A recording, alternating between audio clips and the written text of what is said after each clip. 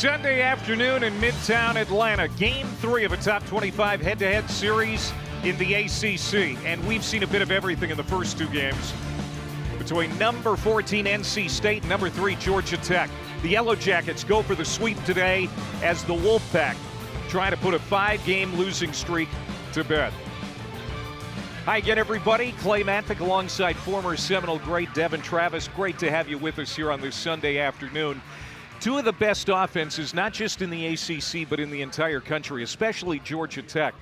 But this series has been about starting pitching as much as anything else. Yeah, it sure has. And we knew coming into this series, NC State's pitching staff, it's one of the best in the country. And Georgia Tech's offense, it's explosive. We wondered what this Georgia Tech pitching staff would look like. Man, oh man, they've delivered. Here we go on a Sunday, though, 5-game losing streak for NC State. Oftentimes it comes down to who wants it more on Sunday. Well, Game 1 especially saw a pitcher's duel between the two starters. Georgia Tech did jump out on NC State starter Ryan Marone with homers by Jaron Advincula and Carson Kirst in the first 2 innings on Friday. And that would prove to be enough as Tate McKee took it from there. A career-high 7 1/3 innings for McKee. Mason Patel got the save, 3-1 the final. Then Game 2 on Saturday night had a ton of drama. Yeah, it sure did. And my man, Coach Avent, he hit the right button. 4-3 game. Hey, Andrew Wiggins, you got one for me? Sure did. Ties the ball game up. But Drew Burress, cold. Not the Drew Burress of late, but a big-time moment in a big-time game. Better believe it, 3 knocks for Drew Burress and Von Lackey. More of the same, driving in an extra run. And the game ends on this one right here, a tight fastball. Georgia Tech 6-4. Pitching, gotta have it. Georgia Tech has. So Georgia Tech in their gold uniforms today will send Jackson Blakely, a sophomore right-hander, to the mound. He's 2-1 with a 3.12 ERA, making his 3rd start. He lost at Clemson, won at Pitt in his last 2 outings. He's a good one. This is the future ace of this program. Just a sophomore coming into Georgia Tech. Had Tommy John surgery. They could have medical redshirted him last year. They loved his stuff. His bullpens looked great in late January. Got some late action. He's off to a really good start this year. 7-pitch mix. Great fastball. Elliott Avent trying to find some more offense from his Wolfpack, so he's juggling the lineup a bit. No surprise we see Wiggins in the lineup today as the designated hitter. He'll be in the cleanup spot. Rhett Johnson, in his typical leadoff role, is ready to go, and so is Blakely on this Sunday with the first pitch. And it misses off the plate. The home plate umpire today is Tim Rosso. Little first pitch cutter right there. Used to be always first pitch fastballs, not when you got a guy on the mound with 7 pitches trying to establish it early. Breaking ball for the first strike to Rhett Johnson, who was 2 for 7 in the first 2 games with a run batted in, but hitting .405. A homer and 20 runs batted in for the true freshman. In fact, he drove in NC State's only run Friday against Tate McKee and Mason Patel. A little more offense last night, but just stringing things together, and certainly the lack of extra base hits has been troubling for Avent. That misses inside. So the counter's 3-1 to Johnson. Felt like yesterday this is the guy that had to get things going for this offense, and he was great. 2 for 3, 2 walks on base 4 times. Georgia Tech still got the better of him. Sits high and walked the leadoff man. Well, that's not exactly what Matt Taylor, the pitching coach, had in mind. Yeah, no fastballs yet. You'll see a big fastball running into the mid-90s. But it's the cutter, the slider, left turns, this Georgia Tech staff. It's the pitch oftentimes they have the best feel for. There's Taylor, 3rd-year pitching coach. He's great. He's great. Smart guy. He's done a great job with this staff. Georgia Tech pitching seems to keep getting better. Luke Nixon trying to advance the runner with the bunt and pushes it foul. Luke Nixon, junior second baseman, 1 for 8 in the 2 games with a walk. Was 0 for 5 last night with a pair of strikeouts. He has been the regular second baseman for the last 3 years for NC State. He's a heck of a player. He hit in the middle of the lineup against Florida State last weekend, bumped him up to the 2-hole. I love that call, handles the bat well, can do everything at the plate. Johnson away from first, doesn't go. Pitch again misses. 1-1 the count to Nixon, the youngest son of former big leaguer Trot Nixon. Pretty good blood. His brother as well, Chase Nixon, played here at NC State. Outfielder, could really swing it. Long set, Blakely delivers, wrapped to first but foul, gloved by Ken Schmidt. He was in foul ground. Ken Schmidt really had a good game last night for Georgia Tech, in the field and certainly at the plate. Complete player, uses the whole field. I watched his batting practice today. Shot a ton of balls to the backside, pulled balls for homers. Wonderful ad here for Georgia Tech, came in last year. 1-2 to the 2-hole hitter. Blakely, 81 miles per hour, misses down and away. 2-2 the count. Blakely, as you mentioned, came back from that Tommy John last year. I didn't think they were going to have it all. They ended up pitching in 5 games as a freshman. Yeah, I mean, that talks about the stuff he has. They wanted to get him some in-game environment play for this year. Another one laced foul. Just one fastball so far. He's got a good fastball too, running into the mid-90s. 10 pitches thrown, 9 mix of cutters, curveball, changeup. Changeup's a pitch he uses just to the left-handed hitters. A little delay here as they track down that foul ball. So 8 stolen bases on the year for Rhett Johnson. He hasn't shown any indication of taking off yet. Base running not exactly up to NC State standards in the first 2 games of this series. Haven't had a stolen base yet on the weekend. 2-2. Lifted left field, long run. Parker Brocious toward the line, runs out of room. So Nixon using the entire field with the foul balls here in this first at bat. It's a pretty good at bat as he's making Jackson Blakely work for it. Yeah, this NC State crew, they do a great job. Chris Hart, former Florida State Seminole, does a great job with these hitters. They get to 2 strikes. They spread out a bit. They shorten up their stroke. They're not afraid to choke up on the bat. They take the fastball away first and foremost. It's a good club. They've controlled the zone very well throughout this series. Georgia Tech's defense has been great. The pitching's been great. They just got the better of them so far. 2-2, another foul ball. Back to the base running, Devin. NC State coming into the series 3rd in the ACC with 59 stolen bases. Again, none this weekend, but they've also run themselves into several outs. And when we were talking to Elliott Avent before the game, that displeased him almost more than anything. Yeah, and that's something that this entire NC State club does very well. They run the bases, they always pitch. Hitting's the toughest thing to do in baseball, and you go through your lulls throughout a season. It's a long season. You're running into Florida State, struggled against Campbell. Georgia Tech has thrown the ball great, but base running, defense, pitching, those are things that got to show up every day for this team to have a ton of success. Already a 13-pitch inning for Blakely. Looking for his first out. And what a battle here by Luke Nixon. He is a scrappy player, much like his old man. Just battling here in his first AB of Game 3. So important early on in this ball game for NC State to put some pressure on Georgia Tech, and Luke Nixon controlling this at bat very well. Already the 15th pitch on the way here. Just the second batter of the game. Again, the 3-2, runners off. Here comes the throw on the called strike 3. Strike him out, throw him out, double play. Drew Rogers getting the start behind the plate.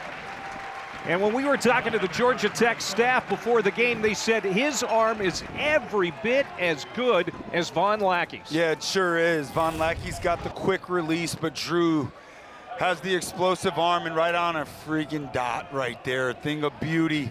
Pitcher's best friend, double play, not done the way you normally think of. And I like Carson Kearse right there. Ball up the line, left foot shoots the ball. Nice simple tag. 2 outs, 1 pitch. And strike 1 to Chris McHugh.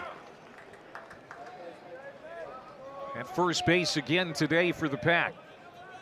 1 for 8 in the series. And now it's 0-2. The 2 and 3 spots in the order Last night, a combined 0 for 9 for NC State. It's the part of their lineup they have to get rolling. Chris McHugh having a heck of a year so far. Big time pop, using the whole field. His strongest power is the right center. I'd like him to turn his field a little bit. Seeing a lot of breaking balls this weekend. Let the ball travel, think right center. Yeah, the numbers for McHugh, very good. Second team All-ACC as a sophomore last year. And Elliott Avent will tell you he's one of the best hitters in this league. 2-2. Hit on the ground to short. Kearse will have to charge. Strong arm. Dug out at first by Kent Schmidt. And Jackson Blakely, after giving up a leadoff walk, faces the minimum in the first. Yeah, but a great job by the young man. And Blakely, catchers, Georgia Tech, always has a pretty good ring to it. Georgia Tech's got 2 bad men behind the plate.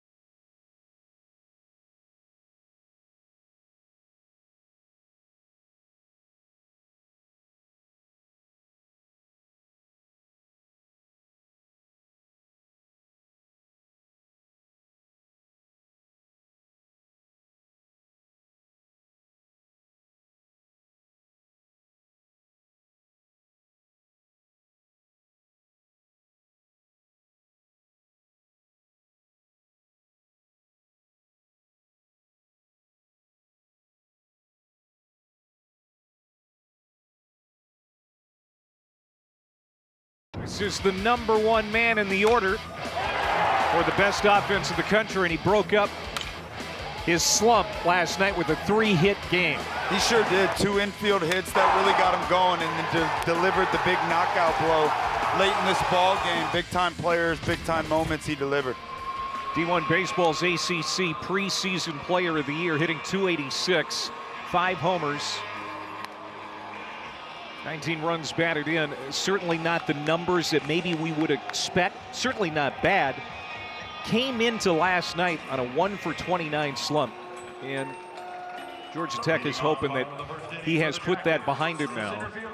Lackey is in the 2 spot. He's the DH. We talked about Rogers being behind the plate. He's in the 8 hole today for Georgia Tech. Otherwise, the order pretty much the same cast of characters. It's just a matter of time before guys like Drew Burress broke out. He's got it going now, looking to keep it rolling here today.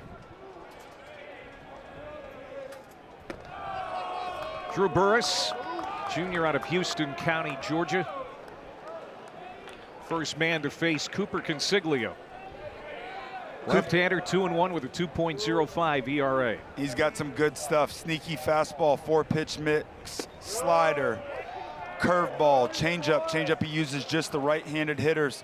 Georgia Tech going to be looking to zone him up and out over the plate for righties, up and out over the plate against lefties as well. I said Houston County. Everybody knows it's Houston County. I didn't think. Thanks for the lesson. I know it now.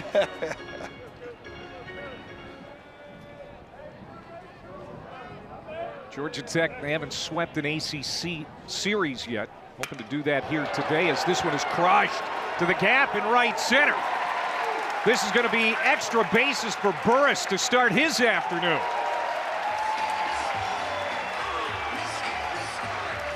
Now it's pretty apparent he's feeling more comfortable again. And that's such a great sign right there, using the right center field gap. You got to have that against a lefty with the really good changeup. You see a breaking ball up and out over the plate. That's the exact window they're looking to attack against Cooper Consiglio. Drew Burress got it rolling.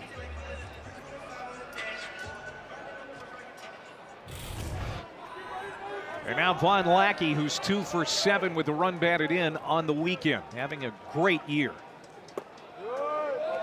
The consensus #1 college catcher for the 2026 draft. And getting the day off from behind home plate, he was really good in the first 2 games. Picked off Rhett Johnson last night. And that one's thrown into center field. Gets away from Consiglio. It sailed on him. Burris will take third. And here's Georgia Tech doing what they do right away in the first inning of ball games, putting pressure on you. That is exactly what they do. And Drew Burris, a guy just 3 stolen bases on the year, but he has a big lead, always has active feet. Just a little quick timing move there, gets away from Coop. Drew pops up, knows he's got to get to third base, and Georgia Tech, man on third, no outs. Similar start to the game last night. 1 strike to Lackey. Georgia Tech has scored in the first inning 16 times in 26 games.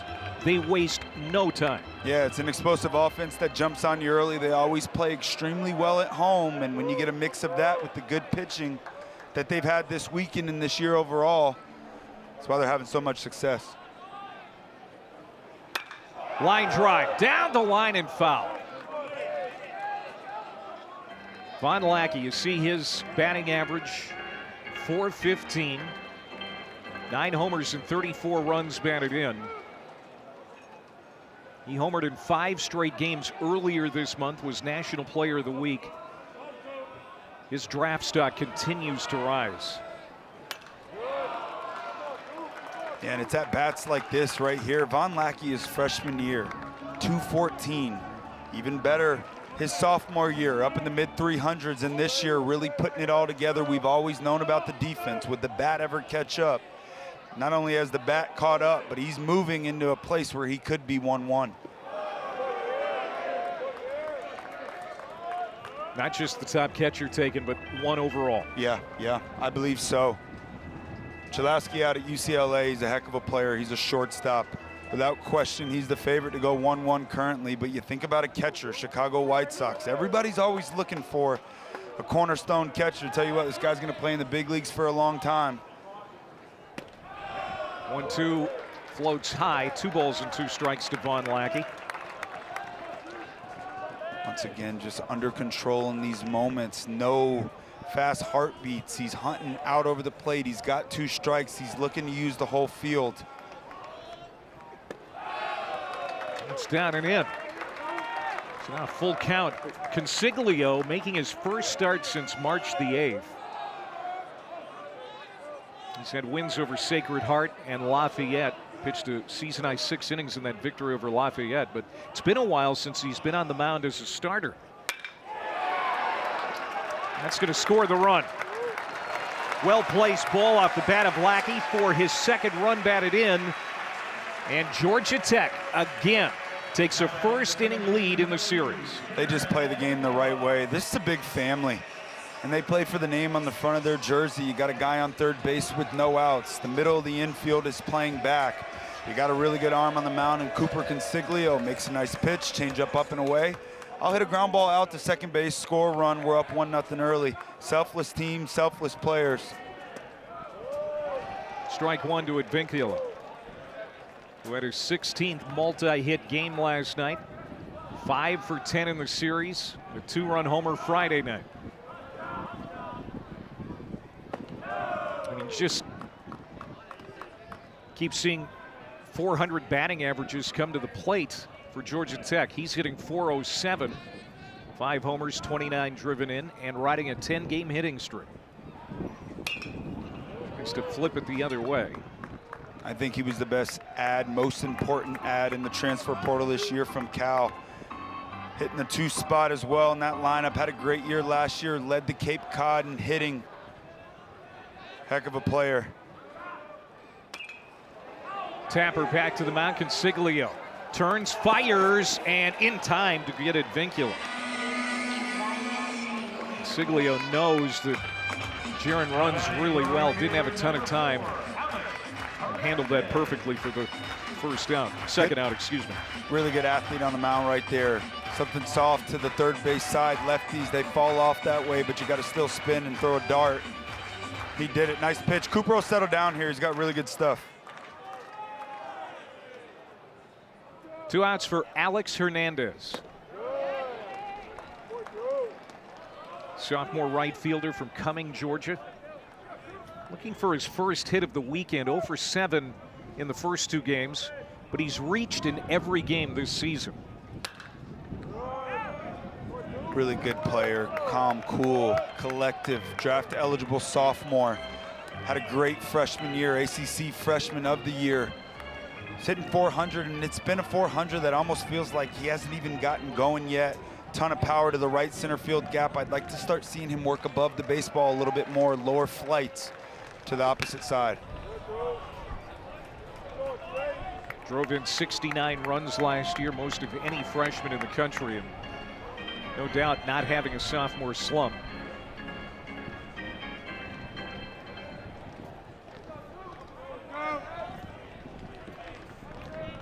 Already 1-0 Georgia Tech here in game 3. Swung on and missed. Hernandez goes down on strikes to end the inning. But a leadoff double by Drew Burris. Lackey gets him in. And the Ramblin' Wreck are playing from out in front.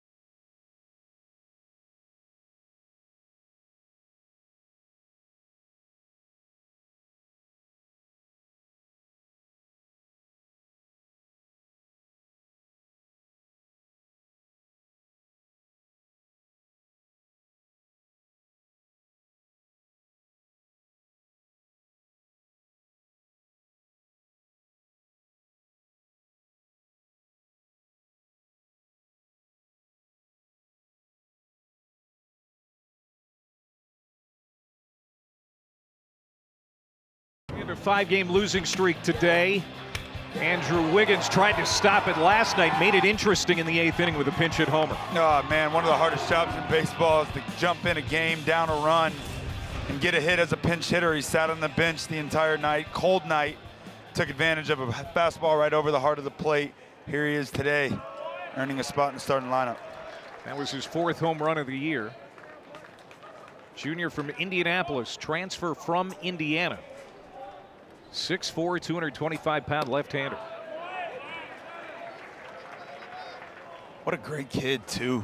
Plays 7 instruments, played the national anthem at NC State this year. His father wrote a book, and he could really hit. That home run, one of only 2 extra base hits in the series for the Wolfpack.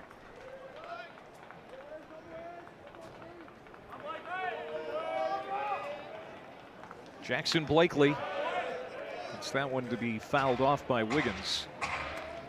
So Blakely walked the leadoff man, Rhett Johnson, in the 1st inning, but then struck out Nixon. Got McHugh to ground out. And a strike him out, throw him out double play. Being a part of that inning. Again, the base running has not been great. And there's a strong hit to center field. Another bingo here for Wiggins. And so he's aboard to start the 2nd. Yeah, he can really hit, man. Fastball over the heart of the plate with 2 strikes, 2-strike hittings. It's impressed me a ton with this NC State club. Misses middle here, not trying to do too much. Takes his single right back up the box. NC State, leadoff man on again, 2nd straight inning.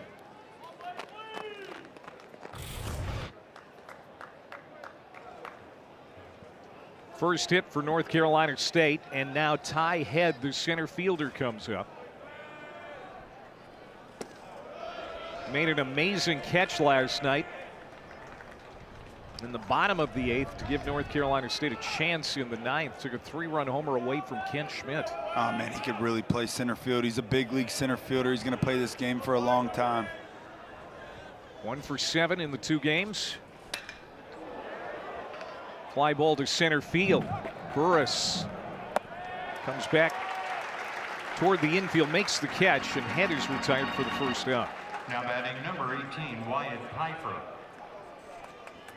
Elliot Avent shaking it up a little bit with Wyatt Pfeiffer getting the start at third base. Did not play in the first 2 games. Switching transfer from James Madison will come up for the first time. It's nice to have 2 great options at third base. Sherman Johnson started the first 2 games. Today's Pfeiffer, 12 for 34 on the year, his 9th start of the year. Guy that can spray the ball all over the field. Shift is on for Pfeiffer. He was platooning with Johnson until about 3 weeks ago. Then Johnson kind of settled into the role and been the regular starter. This is the first start Pfeiffer's had in a while at third base. He can really D it up. Just 1 error on the year. Snap throw. Drew Rogers flashing that arm like Lackey did in the first 2 games. It's so nice to have 2 great catchers, and you think about the offensive success that Von Lackey's had in back-to-back years. Drew Rogers, just a freshman last year, got a ton of starts. It's a grueling job back behind that plate. Catcher's legs get tired. Beautiful thing to be able to start a guy like this and lose nothing behind the plate. NC State opened ACC play with series win over BC. Lost 2 of 3 at Florida State last week. And another series loss here in Atlanta, trying to salvage game 3. Wiggins at first with 1 out. Already down 1-0.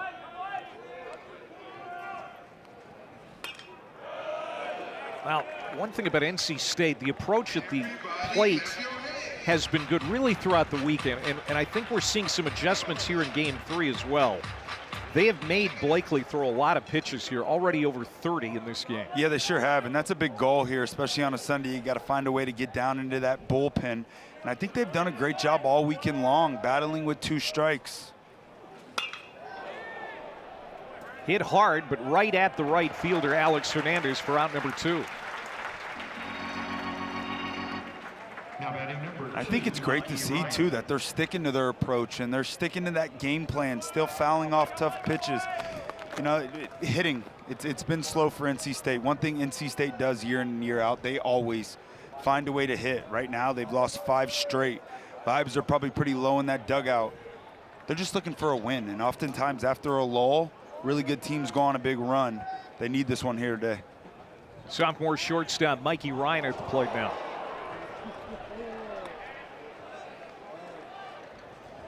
Former LSU Tiger Ryan has a hit and 6 at-bats this weekend. He can really D it up.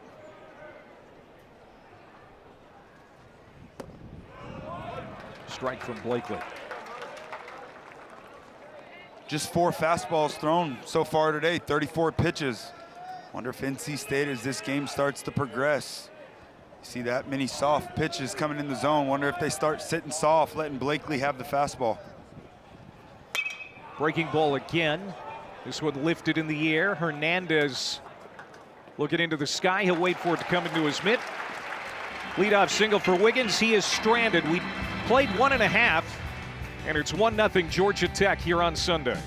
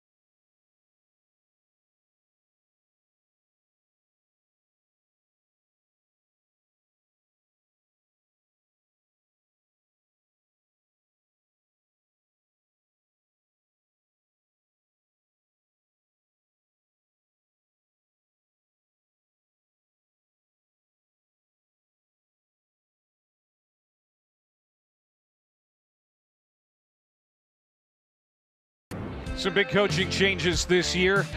Tennessee, Mississippi State, Virginia, Duke, and of course here in Atlanta. And the new faces, including James Ramsey. Not easy replacing a legend like Danny Hall, who spent 32 years leading the Yellow Jackets, but Ramsey doing an amazing job in his first season. He sure has, and head coach Danny Hall has done a great job with this program. Ramsey, a part of this staff for the last 5 years. And I know DH, something that he does to his assistant coaches, he empowered them to go out and do their job and explore and expand their duties. And I know that James Ramsey's incredibly grateful for that opportunity under DH. I think that's a big reason the transition has been so seamless here. And they jumped out to the 1-0 lead with a run in the first. Ryan Zuckerman, Ken Schmidt, Carson Kearse to hit against Cooper Consiglio here in the second. Of course, Ramsey, a former teammate of yours at Florida State. His coaching style, fashioned after your former coach, the late, great Mike Martin, and then, of course, Hall and other coaches he's played under through the years. Yeah, I mean, he's played for two of the greatest legends to ever coach in college baseball. He's a family guy, and that's what stood out to me about 11 was everything was about the family. Everything was about the name on the front of your jersey. Everything was about playing the game the right way, respecting all the people around you. And good things often are rewarded to the players who do that. I think it's a big reason for the success that Georgia Tech has had and continues to have. Well, Ryan Zuckerman, the only guy in the Georgia Tech lineup to have faced Consiglio in his college career, goes down on strikes. He faced him when he was a Pitt Panther. And the transfer goes down on strikes here to start the second inning. Yeah, just a wonderful sequence there. He's got that changeup going. He's locating the fastball up and away to right-handed hitters. Little game of cat and mouse consistently. I think these hitters, you got to be willing to get jammed against a guy like Cooper Consiglio. You got to be willing to fight. If you're trying to pull the ball against a good arm like this and Cooper with a good changeup, you run into big trouble. Schmidt at first base again today for Georgia Tech. 3 hits, 3 runs batted in game 2. And we talked about the home run that was taken away, pulled back over the right center field wall by Ty Head in the 8th inning. Otherwise, that would have been his second home run of the year. Lifts this one on the right side. Fraisman started back, now trots in. But it's the second baseman, Luke Nixon, who waits for it to come down. 2 down. Now batting the shortstop, number 3, Carson Kearse. 2 outs for Carson Kearse. I'll tell you, they're excited in Atlanta about this Georgia Tech baseball team. Hasn't been to the College World Series since 2006. They think this is the year. As Kearse fouls it off. And based on everything we have seen through the first 6+ weeks, I can see why they're excited. Yeah, this offense, over the course of the last 5 years, they've always been able to really hit. The question's always been pitching. They always play great defense. They always get a ton of speed. But can they get the pitching to be able to supply them enough juice to get to Omaha? And I think this year, without question, you look at this series alone against an NC State team that can really hit. They've answered the bell. Pitching coach Matt Taylor, he's done a fantastic job bringing in the right people here at Georgia Tech. How many teams can boast a 400 hitter in the bottom third of the lineup day in and day out? Kearse has hit as low as 9th. He's in the 7 hole today. That's saying something. Breaking ball in the dirt, 2-2. Leads the nation with 16 doubles. And I don't know that there's anyone prouder to wear a Georgia Tech uniform every day than this guy, a junior from Marietta, just up the road. That's awesome. That's awesome. Homegrown, just up the street. Hit on a line. Pfeiffer knocks it down, comes up throwing, and it's a 1-2-3 inning for Consiglio. No doubt Wyatt Pfeiffer in the game for his defense today. Yeah, it's the hot corner. That's why he's in there. Got to play good defense. NC State needs that today. Headed to the top of the third, 1-0 Tech.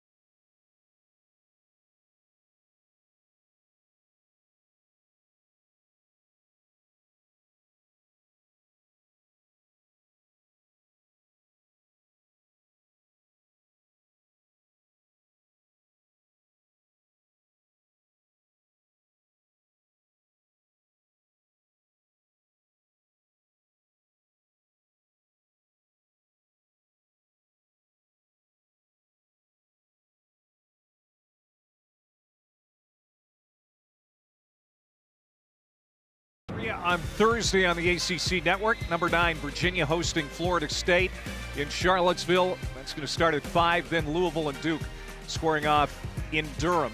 Should be a couple of good ones. Bad news about Florida State star first baseman Miles Bailey. Gruesome ankle injury yesterday in that series with Duke. They won the series, losing today in Game 3, but bad news for college baseball. Such a star in Miles Bailey. Such a sad thing to see in Miles Bailey. He's having a phenomenal year, such a wonderful young man. He's the juice down there for Florida State.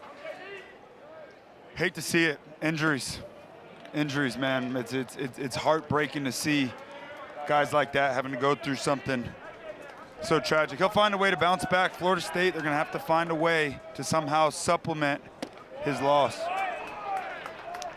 Drew Lanphier leading it off here against Blakely, followed by Frazeman. And back to the top of the order, and Red Johnson here in the NC State third. Right past Zuckerman, who was shaded to the shortstop side. Good piece of hitting there by the catcher, Drew Lanphier. That's his third hit of the series. Yeah, he's starting to look better and better. NC State looking for some offensive production out of the catching position. He's had a ton of really good at-bats. Seeing the ball deep, I'd like to see all these NC State hitters take a page out of this book right here. You're seeing a lot of off-speed pitches. You cannot try pulling. Let the ball travel, shoot it the other way. Well done. Second hit of the day for the Wolfpack as Frazeman comes up, the right fielder. 2 for 7, a couple of runs batted in the series. Diving back is Lanphier. By the way, Miles Bailey went 4 for 8 with 3 homers last week in the series against North Carolina State. So the Wolfpack know all about Miles Bailey. With that said, there was no one more depressed to hear the news than Elliott Avent. Yeah. You never want to see it. Now, this is just baseball, and obviously it's super competitive, and all these guys are chasing the same mission. They want to get to Omaha. They want to win a national championship. But at the end of the day, these are just young kids that are hoping to live their dream, find a way to get to the big leagues, and you never want to see a team lose any juice via injury. Ball and a strike to the veteran right fielder. And now 1-2, 90 miles an hour there at the knees. Blakely gave up a walk to the leadoff man in the first, a leadoff single in the second, a leadoff base hit here in the third. So he's been dealing with some traffic here in his start. That tied up Frazeman, and he goes down. Second strikeout for Blakey. That was a beautiful pitch right there. Like a little backup breaking ball, almost acted as if it was a changeup down and in to a right-handed hitter. I think the fastball set that up there. You saw him take a fastball right over the heart of the plate. Wonder if these NC State hitters are starting to look soft. Get to that fastball, use it more, it's good. Back to the top of the order in Johnson, who moved into the leadoff spot in the series finale against Boston College, and he has been doing things like that ever since. He's on for the second time. Second hit of the inning. 2 on, 1 out for Luke Nixon. You see it again there, breaking ball left up in the zone. Another lefty going backside, letting it travel, shooting it the other way. He's a good hitter, man. Just a freshman in the leadoff role here for NC State. Think about all the great pitching throughout the ACC. They trust that young man in this leadoff spot. He's delivered for a guy coming up to the plate right now. 0 for his last 6. Had a great at-bat, last at-bat, 9 pitches. Trying to find a way to get NC State on the board. Nixon went down looking his first time up. Luke Nixon coming off a great series at Florida State last week. Had 8 hits in the 3 games and drove in 4. He's a heck of a player. And you saw right there, first pitch fastball, middle. He's an aggressive hitter. He took it. They may start looking soft. It's going to twist out of play.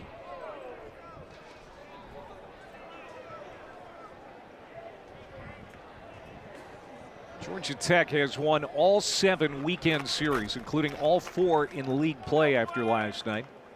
Going for their first league sweep. It's hard to sweep in the ACC. Hard to sweep anything. Man. Yeah.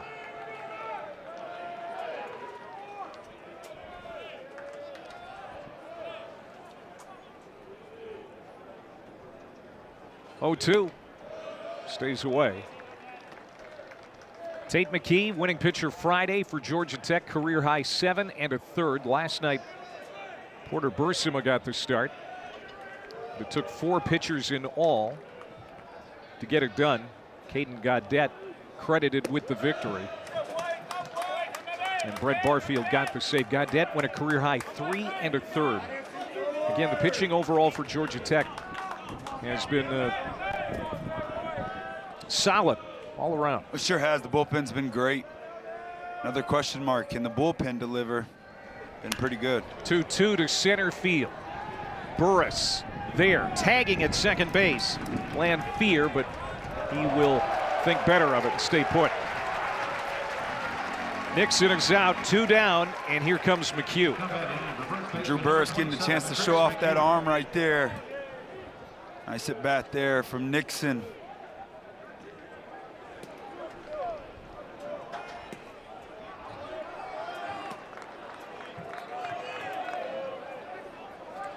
You talked about a lack of delivering with runners in scoring position throughout the series for NC State. Here's an opportunity for the 3-hole hitter McHugh. Just 1 hit in the series, 0 for 1 in this game. Grounded out to short his first time up. He saw a lot of breaking balls throughout this entire series. See a fastball right there, getting deep. I mentioned Georgia Tech. Hey, you got to try to get jammed against a guy that's got a good fastball and a really good off-speed pitch that he can land in the zone. I like that first swing there. Let the ball travel. Use the other side of the field. Sure, you're a power hitter. I would imagine that was a lot of that message right there. Hey, stay right there. Don't speed up. Let it travel. He can't beat you with the fastball. Worst case scenario, you foul it off. Nothing hurts there, but it protects you against the soft stuff.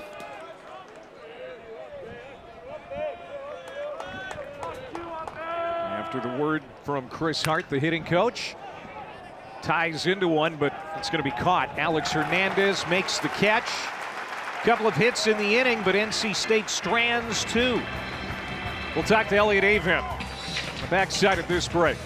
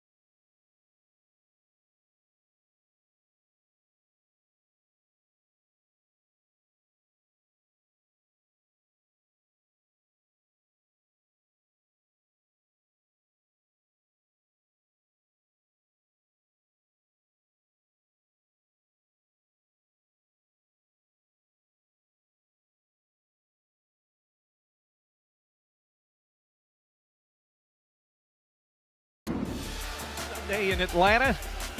Wolfpack fan hoping that NC State can salvage game 3 as we bring in head coach Elliot Avent, his 30th year now running the program. Coach, we're glad you can hear us a little bit better today. We apologize for the technical difficulties last night. It's always fun to talk to you. Coach, I know offense in the series has been a little bit challenging, but already 3 hits here today. You've had base runners every inning. What are you noticing from your guys' approach here at the plate today? Well, our guys have been working at it for a while, and they battle. At Florida State, first 2 games, we battled 2 of the best pitchers in the league, and we had guys on first couple innings today and had some opportunities last night and ran ourselves out of a couple innings. But we're battling. You just got to get a big hit against this Georgia Tech team to have a chance to win this last game of the series. Coach, what do you like about Cooper Consiglio today? He competes. He's 4 pitches, fastball. When his change and breaking ball are going, he's pretty tough. And he had the change and the breaking ball up in the first couple innings. But when he gets those 2 pitches going, he's pretty tough. Drew Rogers There's here that, at the plate. There's that good changeup right there. Yep, swings through the changeup. He leads it off against Consiglio. It's 8-9-1 here in the Georgia Tech Thirders. We're talking with Elliott Avent, 3 decades leading this program. And Coach, a lot has changed in college baseball since you came to Raleigh. But you're a man who obviously changes with the times. It's a tough gig now in this landscape in college baseball, but you've been to Omaha in 2 of the last 5 years. How have you done it? It's great players, great coaching staff, and support staff, people behind the scenes that do all the work. And it's good, as always, it's good players. Good players make good teams, and our coaching staff's done a heck of a job of recruiting good players here who play the game the right way. We got to get this crew going. If we get this crew going, good pitch by Coop right there, fastball. He was probably looking change up, and we got to get this group. Losing's tough, and when you lose, you know this game can wear on you, Devin, a little bit, and I think these guys are feeling it a little bit. We just got to play loose and play fast, and we'll get this thing going. Coach, if one thing is unquestioned and should be unquestioned by anybody, you always find a way to get your boys back rolling like you always do. Just one last quick question for you. I know you don't want to talk about it, but that locker room's pretty cool to see Elliott Avent for the rest of time. Elliott Avent, that locker room, that clubhouse that you built, and NC State is not NC State without Coach Elliott Avent.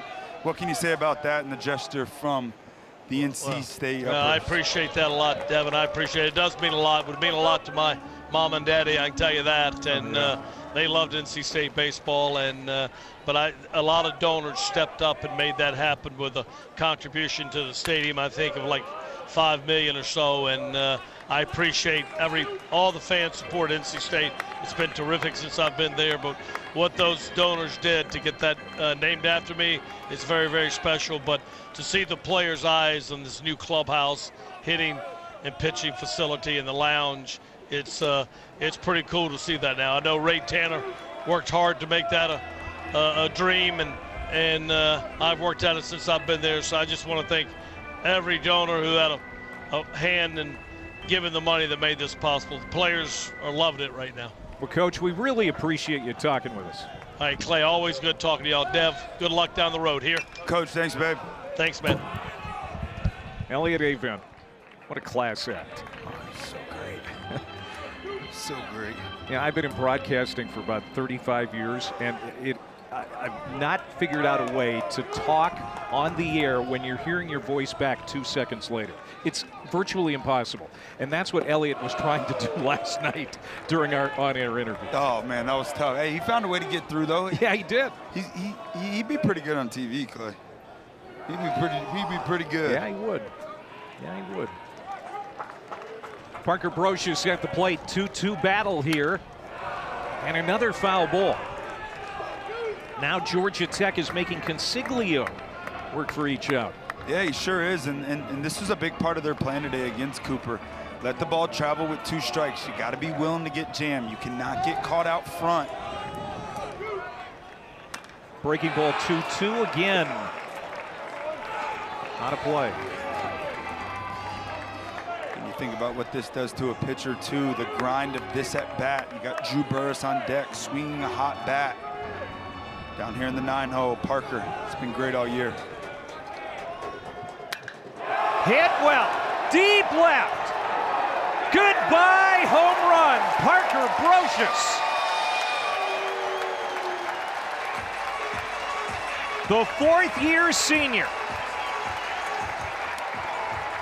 Solo shot here in the 3rd. It's 2-0 Jackets.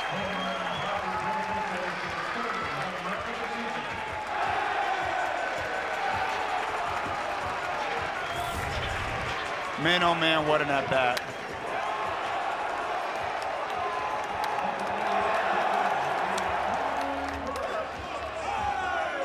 It's a clinic.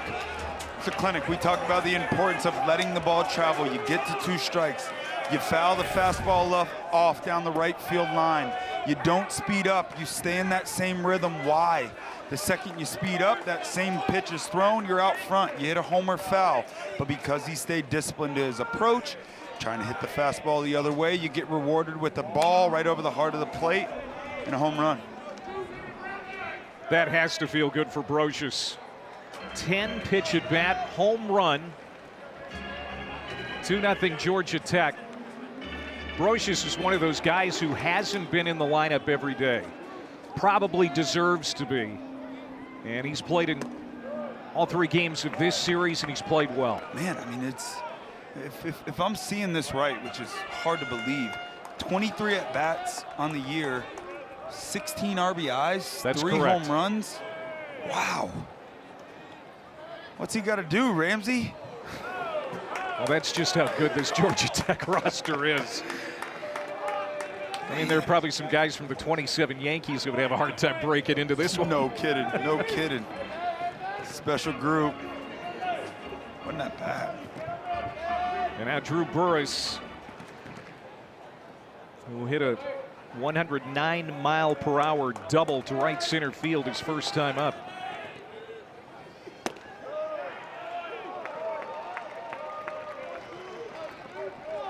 Is it official now that, you know, after Burress strikes out here, we could still say that Burress is back after that leadoff extra base hit in the first? Yeah, no, I mean, I don't think he was ever, gone. You know, I just think he's a guy that got off to a slower start. This is the #1 offense in the country. What do you do when your best player gets off to a little bit of a cold start? The other guy's got to pick him up. So I think if anything, this offense is better because Drew Burress got off to a cold start. It showed that everybody can pick each other up, and watch out when he gets going. Von Lackey. He goes deep. Home run. His 10th of the year. 3-0.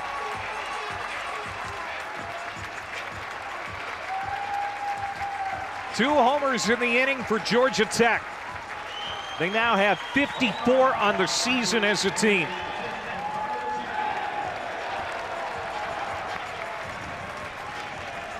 Make it 10 home runs on the year now for Von Lackey.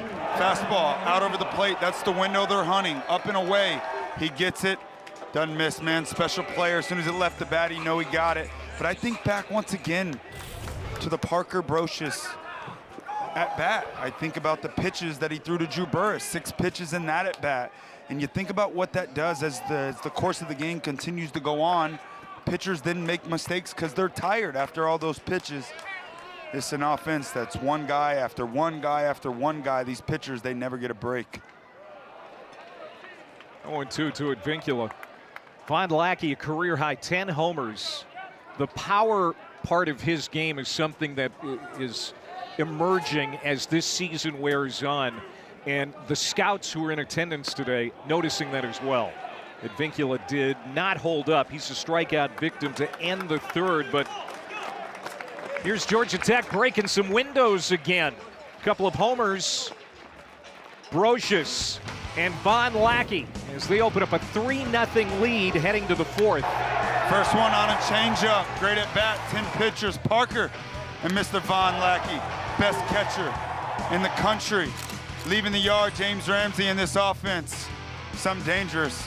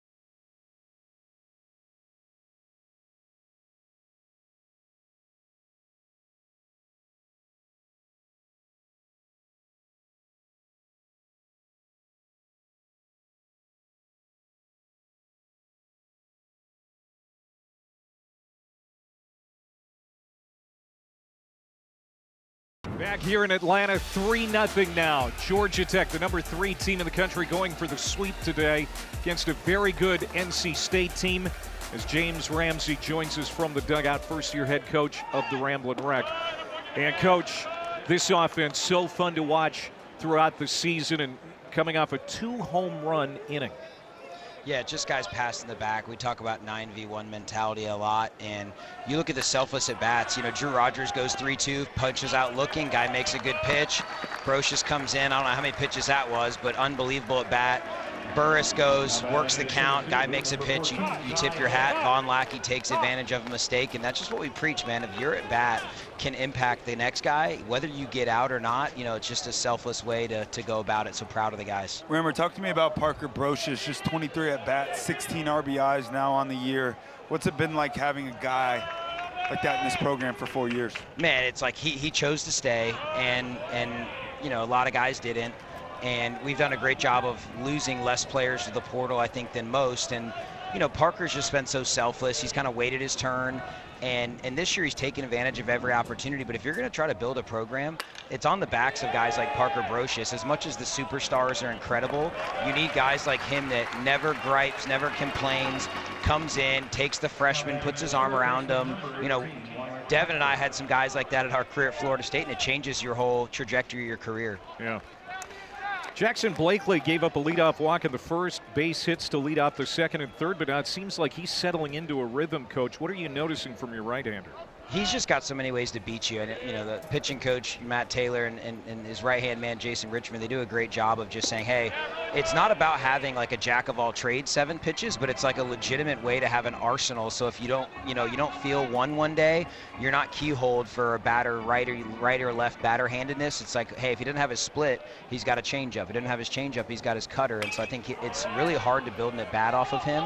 And so I think that's why you're seeing him when he can go 3 times through the order, because he can show you a bunch of different looks. Down on that field for BP, Rammer, I see family, I see joy, I see fun, I see a ton of guys that love on each other. Am I seeing that right with this club? Every day, man. I think it's about just, you know, being consistent with the things that we preach, and we put pressure on these guys. Like, they come here to get coached hard, to go on and have great careers in the big leagues and win championships while they're here. But man, if you know, it's those good old days, man, with your boys in college when you're playing for meaningful things every single time out. Every game is game 7, and that's what you want to preach to the guys. But this group embodies it. You know, it is good. You look a lot smarter when you got a group like this off the field and on the field. 2 outs. Wyatt Pfeiffer at the plate as we're talking with James Ramsey. And that one's fouled off. Coach, it's not easy following a legend, and that's what Danny Hall has been here in Atlanta. How much did you lean on him when the transition was made? Yeah, I mean, you know, you work 7 seasons together. You know, you have plenty of things you can draw on. I mean, we were talking this morning. You showed up, you know, watched this play today, and it's all the great memories you have. You know, between the 2 guys I've coached with, there's 3,500 wins, and they're great human beings as well. Coach, we appreciate your time. Appreciate it, guys. Go Jackets. Thanks, 1, 2, 3 inning for Jackson Blakely. We played 3.5. 3-0 Georgia Tech.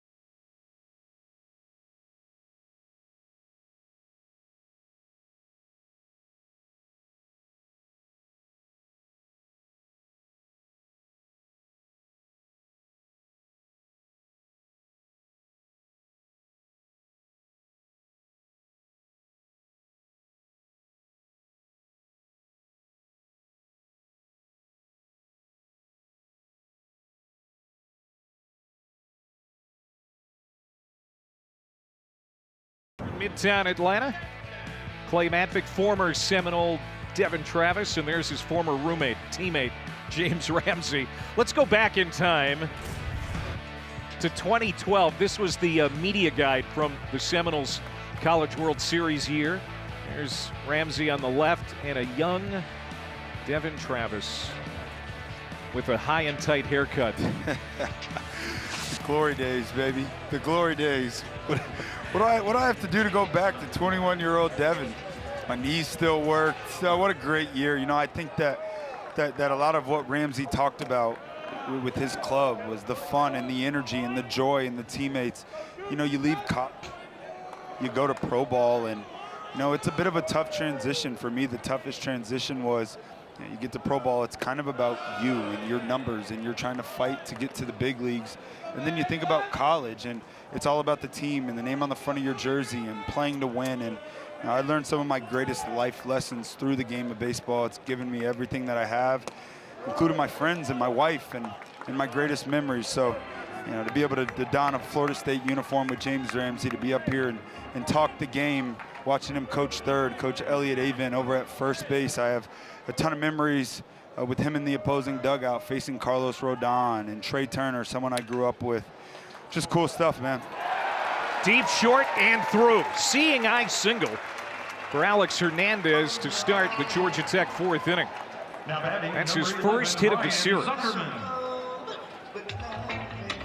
And he runs that streak of being on base in every single game one more day. Yeah, on top of the baseball. That's something that I want to see from Alex Hernandez. He's got a bit of an uphill swing. It's like a lefty hitting righty, that natural loft. So big key for him is focusing on being down in the baseball. And I heard Ramsey tell him today during BP, hey, let's go lower flight when we're working today. It's a good sign for him.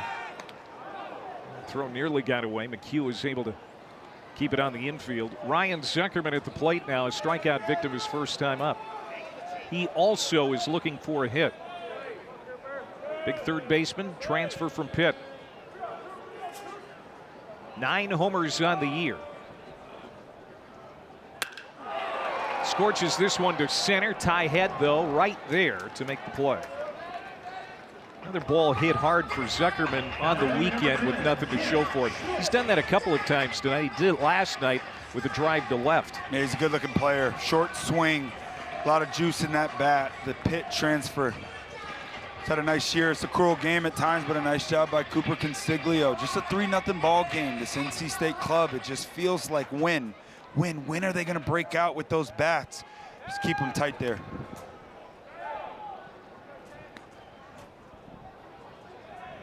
Ken Schmidt, when he's healthy, is really good. He's had a hard time staying healthy. Last year missed 20 games. Early this season in February was out for a bit. 3-hit game last night. Popped out to second his first time up today.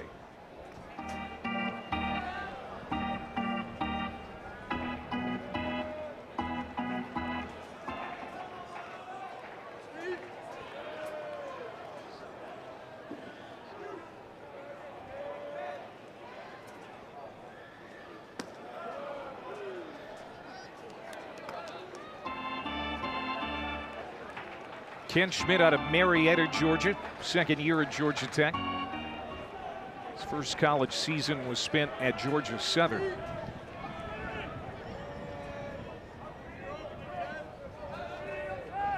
(2-0).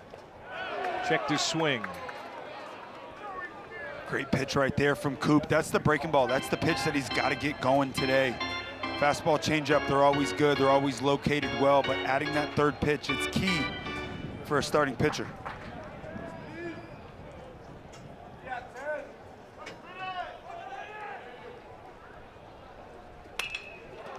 Fastball, and going to be a tough play, but they get Schmidt. The only play was to first. Hernandez goes into scoring position. Nice play ranging over to his left there from Mr. Nixon. He plays great defense over at second base. I love that combo there. 2-0, breaking ball, goes down with it, gets a chase. So you know Kent Schmidt's probably looking for that breaking ball to come back again. They sneak a heater in there, get a ground ball.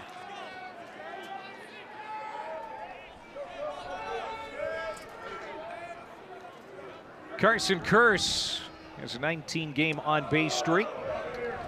A couple of hits in the series. 16 doubles, which leads the country. You can see the batting average still at 400. And something we haven't talked about yet in the series, just how good he has been at shortstop over the last couple of years. Yeah, that was the question mark coming in to this season. Who was going to play shortstop? Was it going to be Jaron Vincula? Was it going to be Carson Kurz? Carson is down the job from day one. He's been fantastic. The bat keeps getting better and better. You know, you look at this Georgia Tech club, and you got Burris, and you got Von Lackey, you got Alex Hernandez, got a bunch of young guys that grew up together, keep getting better and better.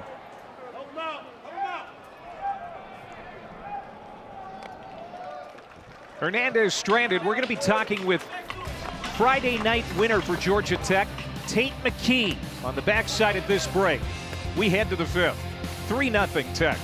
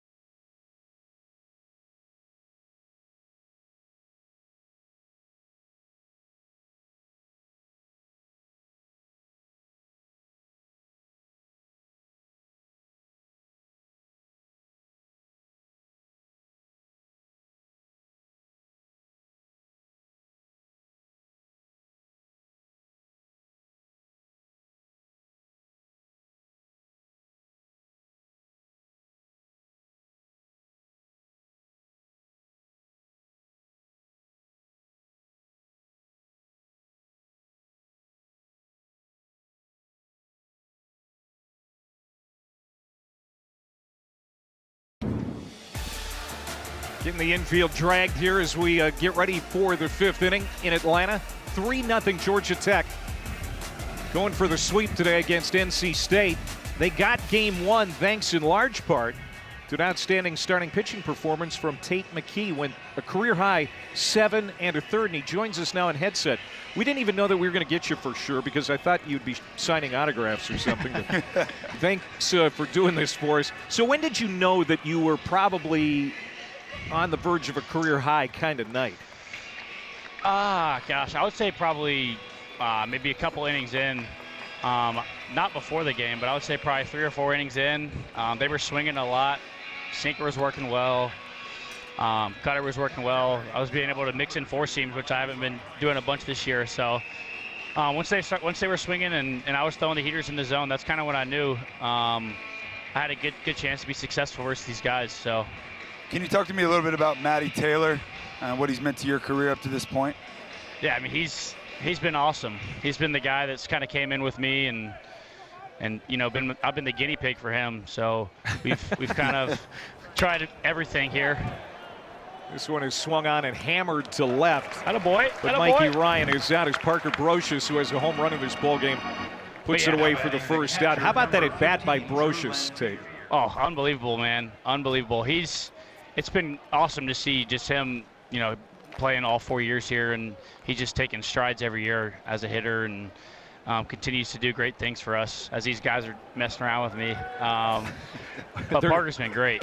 They're going to try and set a world record here. I see someone in the background on the phone with the Guinness Book right now. Heads up, you got more coming right behind you. Can you talk to me, though, about this team and how much fun you guys have? It looks like a big family. How much have you enjoyed this so far? Yeah, it's been awesome. I've never been on a team quite like this team, honestly. These guys actually, I mean, we all have the same goal. We all enjoy every bit of it. You know, we got all 35, 36 guys, you know, wanting to do the same thing, the goal of going to Omaha, and that's kind of what we've done. So I'm excited to see where the rest of the way has gone, but this group's amazing. We're talking with Tate McKee, the Friday night starter and winner for Georgia Tech. 1 out. Drew Lanphier at the plate for NC State. Jackson Blakely has really settled into a comfortable rhythm. He has retired 6 in a row. And what have you noticed from Jackson here? Yeah, I mean, he's unbelievable. He was a guy who came in from high school and, you know, had Tommy John. We didn't know much about him, and I didn't even know anything about him coming in, and he's been He's got unbelievable stuff. Playing catch play with him actually stinks. Like, he's actually disgusting. So he's got good cutter, slider, everything. He's been able to, find the way of being able to attack the zone, and that's really where he's, kind of slid in as our Sunday guy the last couple weeks. Well, Devin and I were kind of laughing about this. Who has a 7-pitch mix? A 7-pitch mix? That's Blakely. Yeah, I mean, probably besides Blakely, maybe me, I guess. I mean, we like to do the kitchen sink thing over here with MT. He loves to just, we'll be talking about a pitch on Thursday. He's like, you know what, we might throw it tomorrow, actually. And he'll call it the first pitch of the game or something, so.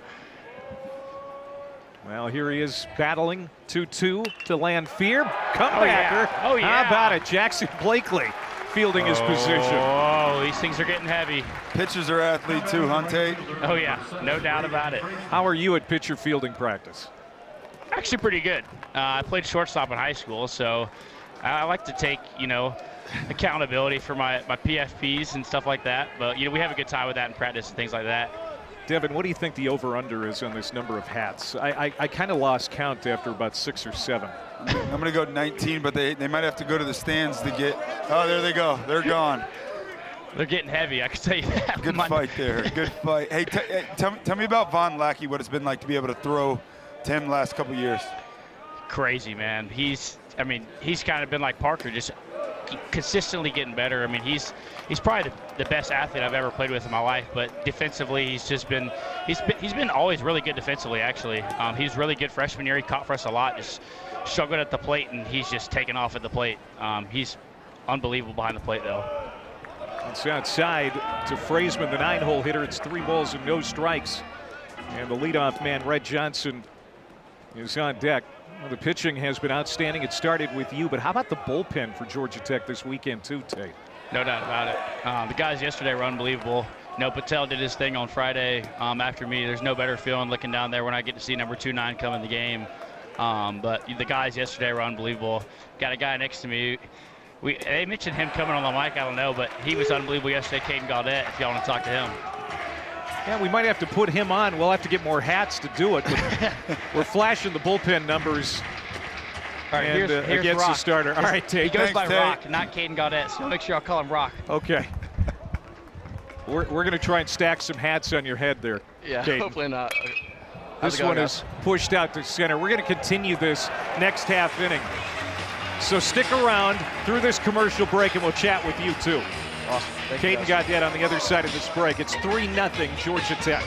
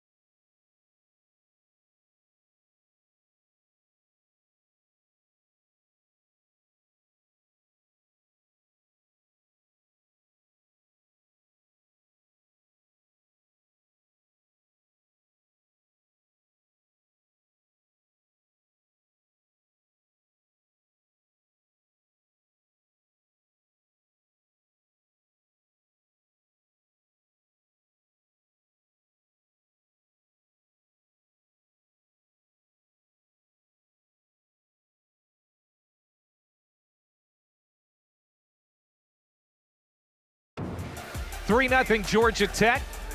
Going for their sweep today here in Atlanta as we go to the bottom of the 5th inning. And Caden Gaudette is going to join us now on headset as Tate McKee decided to play TV producer and just throw the microphone on you. You were outstanding last night, as was the entire bullpen last night and has been throughout the series, as you went a career high 3 1/3. I'm going to ask you the same question. When did you know you had your best stuff? Yeah, I mean, I think I came out and, it's just one of those days, kind of, all pitches are working, and I was able to get ahead and attack and do what Coach Taylor preaches. Kind of had the fastball working, was able to set myself up for, my bread and butter with my slider. So just a good day overall, and you know, the guys behind me had their best stuff too, and went out and did what everyone does, you know. How much fun is it pitching with the defense like this behind you? It's unbelievable. I mean, you know, it's a once in a generation type of lineup and defense.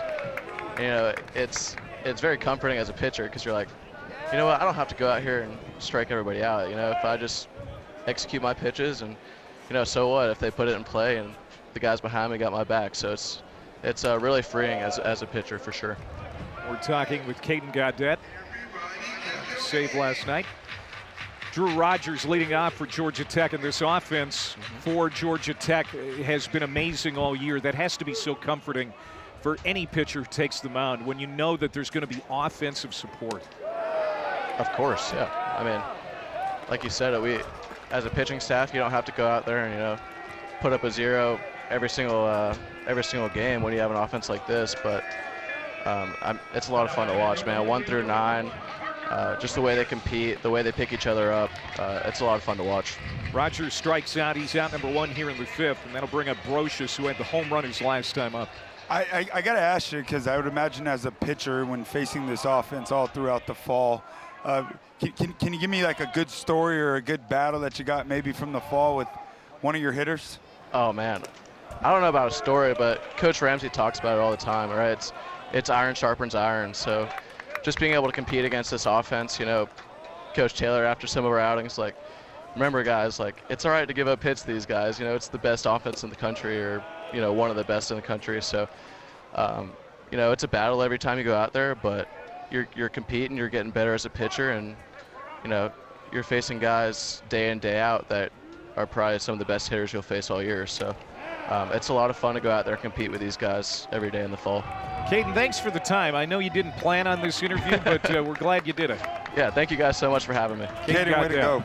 Actually got the win. I said the save. He got the win last night. Bullpen has been outstanding in this series.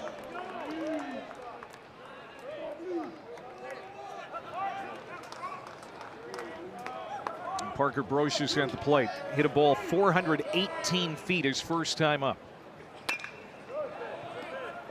These kids are really fun to talk to, too. Yeah, it's a fun group. It's a fun group.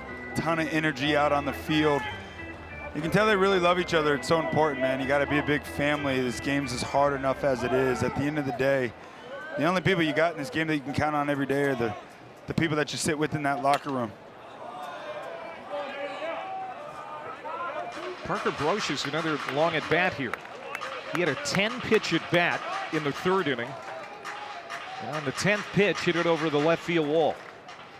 Another good battle here. Found off the fastballs away once again to the opposite field side. In the back of Cooper Consiglio's mind, he knows he left a changeup over the heart of the plate last at bat. Just off the plate. Consiglio thought he had strike 3. In his defense, Consiglio has really battled here, and he has retired 4 straight. He's been really, really good. Just 3 runs given up. And he gets a pop-up here. It's going to be a tough play. Luke Nixon finds it at the last moment and avoids a collision with Braden Fraisman for the 2nd out. Scary one there. Scary one there in the shift. It's a long run out in right field. You got a high sun today. Nice job by Luke hanging with that ball right there. Telling the right field, I got it. Get out of my way.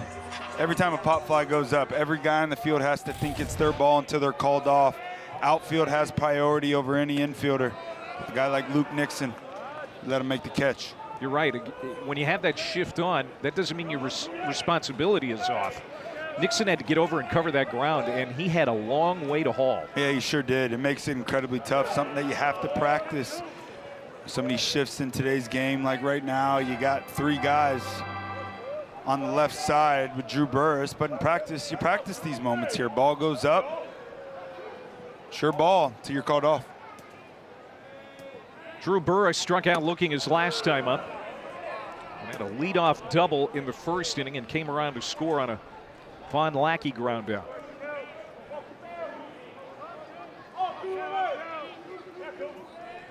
Four hits in the series for the ACC preseason player of the year.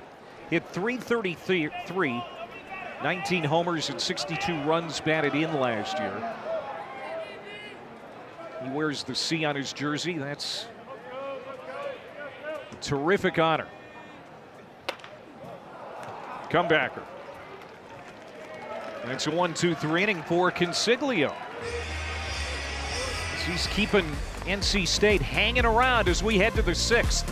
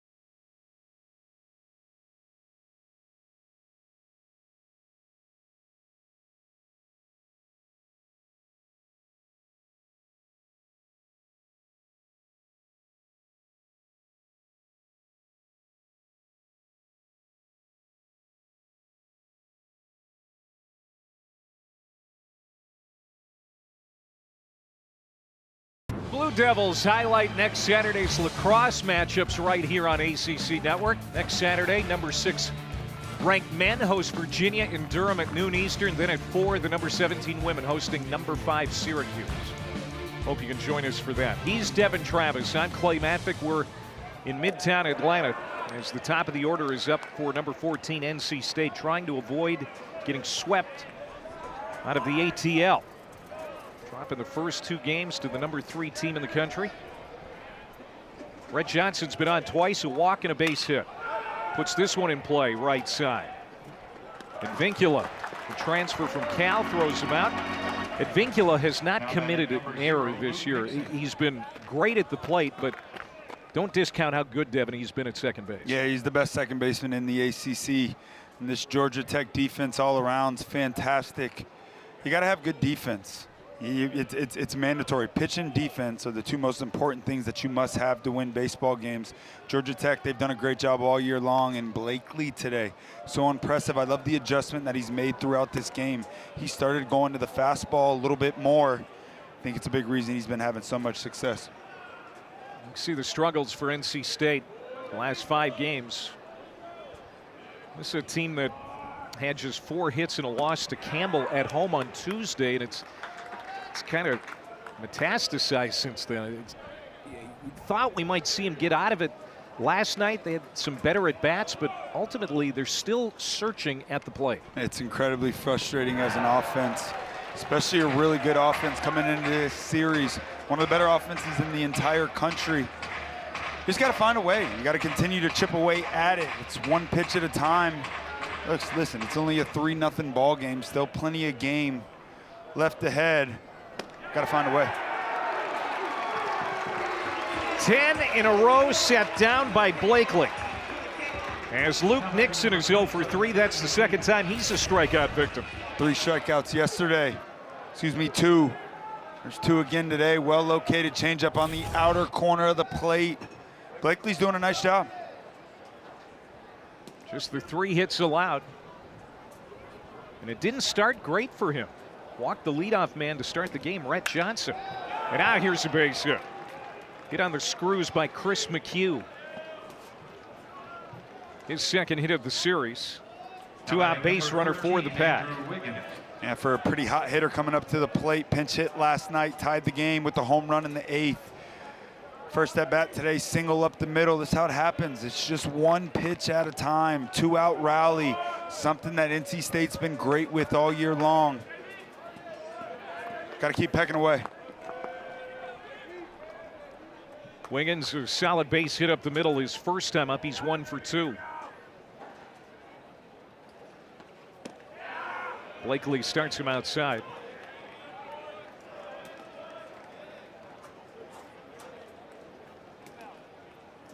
Boy, it was fun to chat with Wiggins on the field before the game. What a nice young man. Fantastic. Happy to be in the lineup today. Hits this right at Kent Schmidt. He'll step on the bag. And NC State strands another one here in the 6th inning. A 9-pitch inning for Jackson Blakely.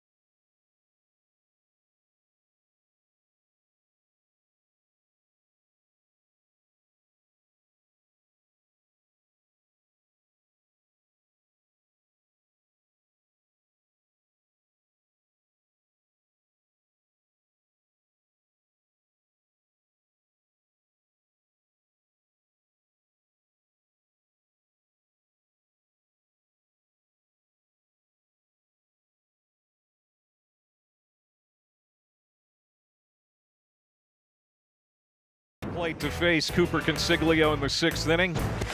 Von Lackey, couple of runs batted in, including a 442-foot home run. His last time up, his 10th of the year. Career high in home runs, number 10 of the year. Tell you, man, special player here in Von Lackey. He's a guy that can do it all. I was talking to Matty Taylor before the game. I said, how great's Von Lackey behind the plate? He said, well, he'd also be a Gold Glove shortstop as well. So that speaks of his athleticism. Obviously, the bat continues to get better and better. There's a ton of scouts here in the stands to watch this guy, and he takes advantage over mistakes over the heart of the plate. I love the fact that he walks a ton more than he strikes out. He controls the strike zone well. He's a fun, happy, energetic guy. He's a big reason for the success that Georgia Tech's having. Truly a 5-tool player. Stole 18 bases last year and 7 this year.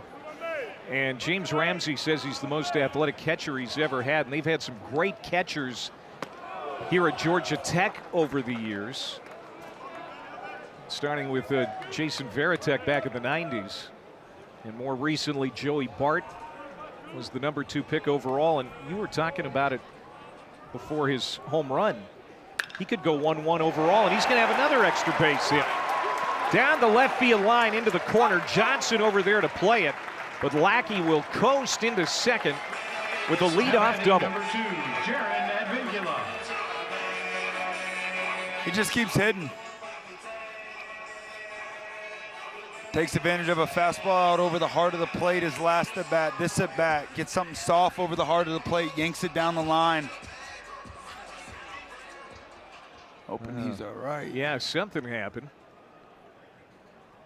Coming out of the box, or when he was rounding first base, feeling some discomfort.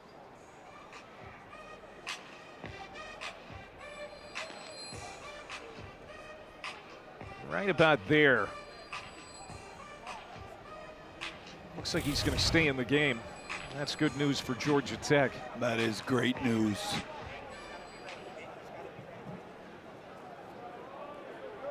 Maybe a little more camera time. Oh, come on. Man, that is hammered. Advincula. hit it so hard into right field. And then, of course, Lackey might be a little bit tender after that double. Lackey unable to score, but boy, that was scorched. Rocket shot, got a guy on second base with no outs. You know he's looking to be aggressive early on in the count, pull something to the right side. Got a pitch up in the zone, took his knock. First and third, no outs. Georgia Tech looking to add on here in the 6th. And Vincula now with an 11-game hitting streak. What a player. And here comes Clint Chrysler. Chrysler, the pitching coach for NC State. He makes the pitching changes most of the time, so we'll see what is in store here. See the pitch count at 92 for Consiglio.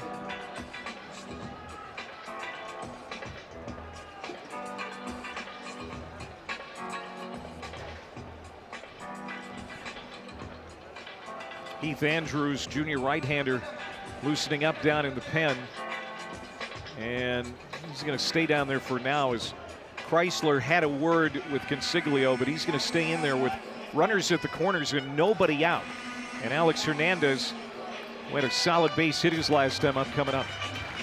Hit ground ball through the left side, last at bat, but the next 3 hitters, Zuckerman, 0 for 2, Schmidt, 0 for 2. They're going to let him give it a go here. He's got a really good changeup. It's his best pitch. See if he can get ahead here early. Look for a big strikeout.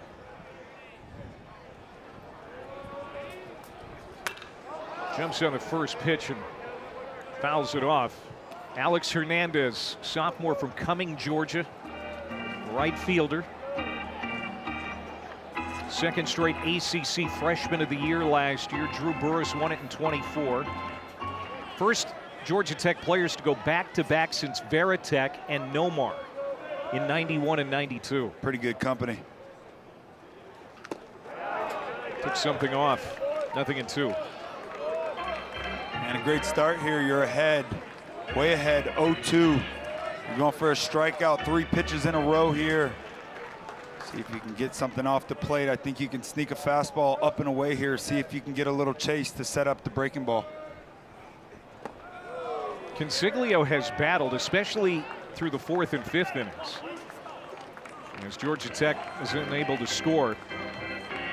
He had a 1-2-3 5th, but a double and a single here to start the 6th inning, and you can tell he's starting to fatigue. Yeah, starting to get closer to that century mark. He's throwing the ball fantastic today. Down the line and foul. Hit a ton off the light standard out there in the bullpen area. And that's the approach you got to have against Consiglio.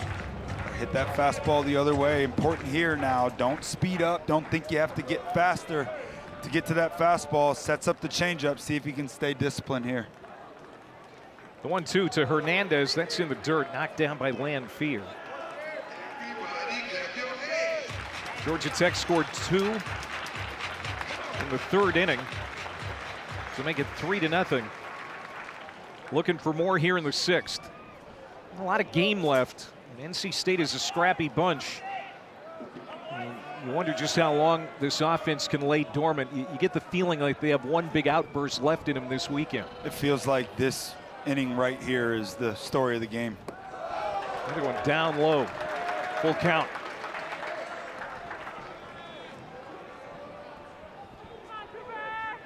If you're Cooper, you cannot give in here. You're still going for the strikeout. You're still making a pitch here like it's 0-2. Can't just give in and give him a free heater.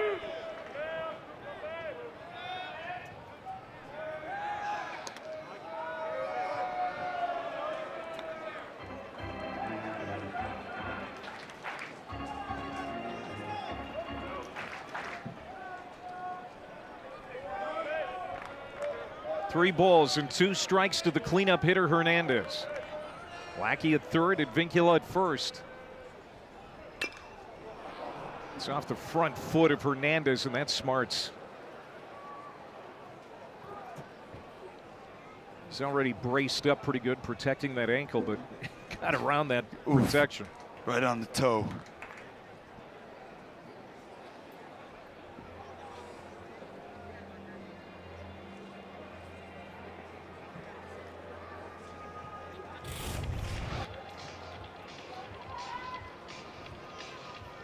Oh, the shin.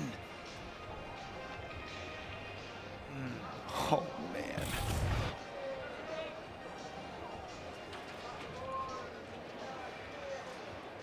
That is one of the most tender spots on the body right there, that shin. Yeah, no fun. No fun.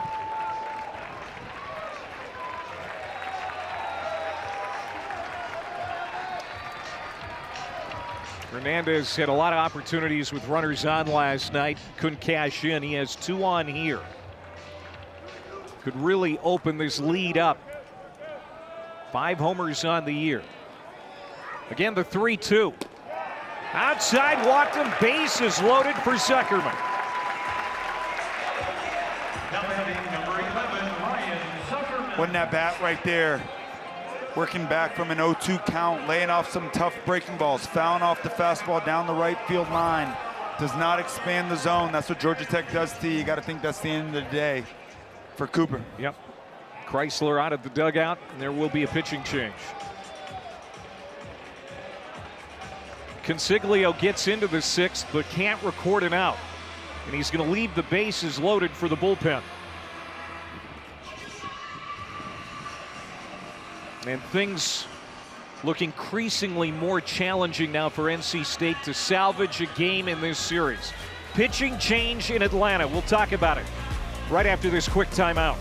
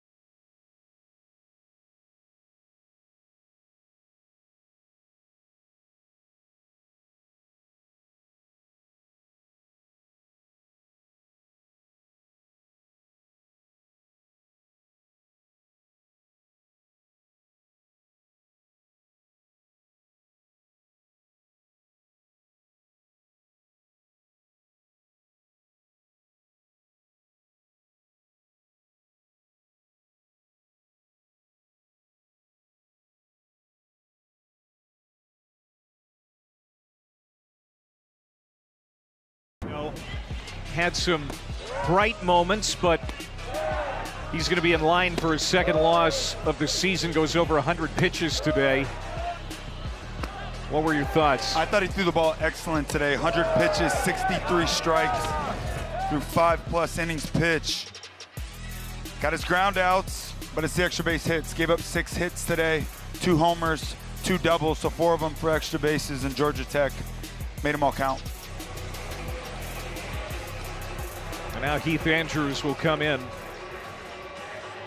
You see the starting pitching this weekend. All 3 have gone to the century mark. Marone and Duden went over that. A lot of strikeouts by Georgia Tech hitters, but you know they've also had some extra base hits and scored a lot of runs. So that's the thing about Georgia Tech. They're going to swing and miss a bit, but they can punish you. Well, they slug with it as well. Yeah, if you're going to swing and miss, you're going to strike out, you must slug. And here comes Heath Andrews, 6th appearance of the year, was in the starting rotation, a guy with really good stuff. Fastball, slider, changeup, tough at bats for righties. Zuckerman, bases loaded, and he'll put it into left field down the line. Lackey scores, and Vincula will follow him to home plate. Hernandez to 3rd, 2-run double for Ryan Zuckerman. His first hit of the series, and it opens this lead to 5. He comes in, man, hitting's contagious. It's like when things get going well, they don't stop. Goes to a first pitch slider there, gets a soft ground ball, but with the infield playing in with the bases loaded, the corner's in, sneaks down the line, 2 runs, 5-0 ball game, second and third, no outs for a guy that's having a great series in Kent Schmidt. Schmidt came up in the 8th inning last night with 2 on and nearly put it out. He was robbed of a home run by Ty Head in center field, still had a 3-hit night and drove in 3. 0 for 2 in this game.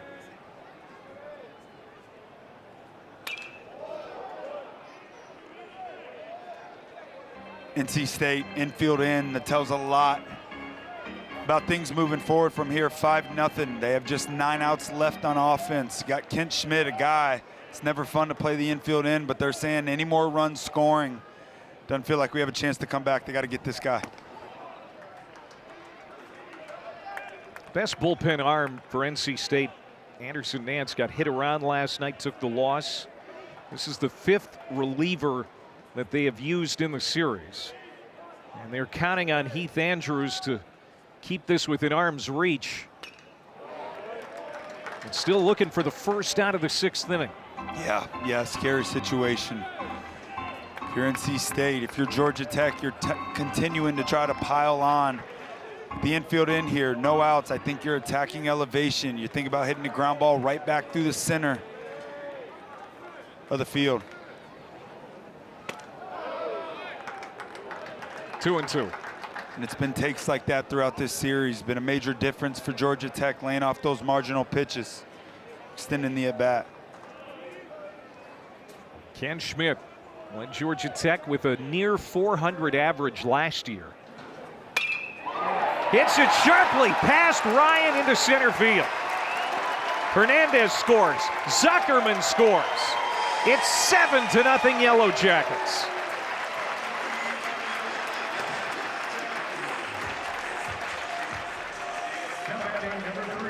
Perfectly executed right there. You're attacking elevation with the infield in, and less than 2 outs, and he gets something up in the zone. You think ground ball right back to the pitcher. You get rewarded with your approach and plan. Georgia Tech, some beautiful baseball right there. They're well coached. They always have great plans when they attack these pitchers. Perfectly executed there by Kent. 4 hits, 5 runs batted in now in the series for Schmidt. Man, Schmidt has had some big moments here in the last few weeks. Remember the Clemson series, hit a grand slam in game 2 to seal that series victory. And those guys that know how to drive in runs, it's an innate trait that you really can't teach. It just looks like he never speeds up in the situation.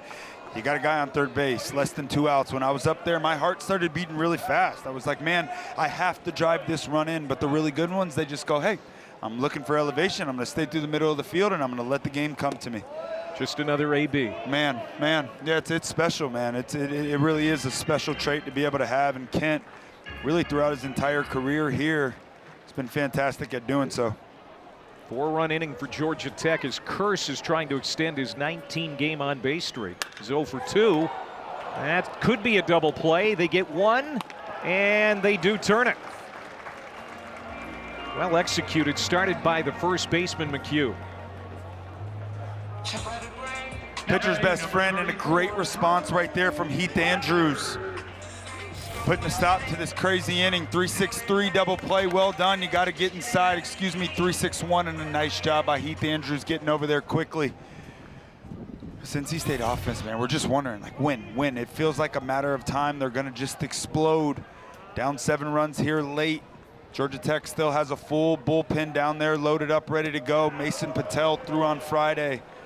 1.2 innings. He's fired up and ready to go. Got to find a way to get back in that dugout here, get those bats rolling. 2 outs for Drew Rogers, who struck out a couple of times today. We're starting to see the offense now here in game 3 that we really haven't seen so far in the series. The extra base hits, the timely hits, the piling it on, crooked numbers inning after inning. And you know, throughout the balance of the year, that's what we had. It was a little unusual last night. Of the 13 hits they had, 6 were infield singles. Yeah. And a lot of base knocks overall, not extra base hits. And I think that's what good offenses do. They have the ability to beat you in a ton of different ways. They just took their knocks last night. Drew Rogers goes down looking. His third strikeout, the inning is over. But 3 hits, 4 hits in the inning for Georgia Tech, and they score 4 times.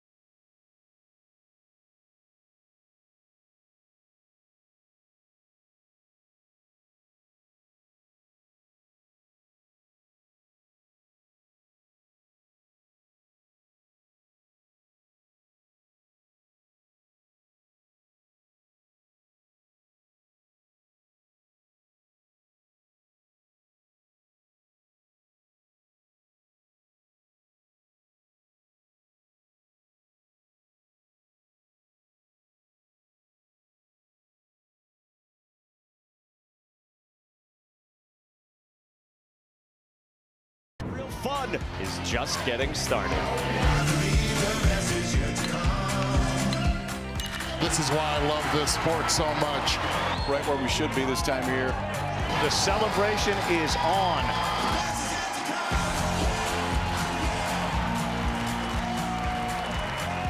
Clay Matvick, Devin Travis back here in Atlanta. Ty Head is going to lead it off for NC State. This was last night.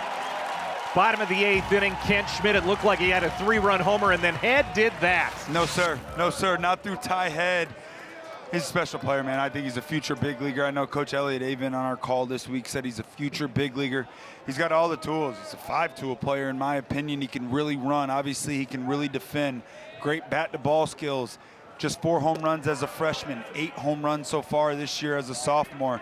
I think the best baseball is ahead for this young man.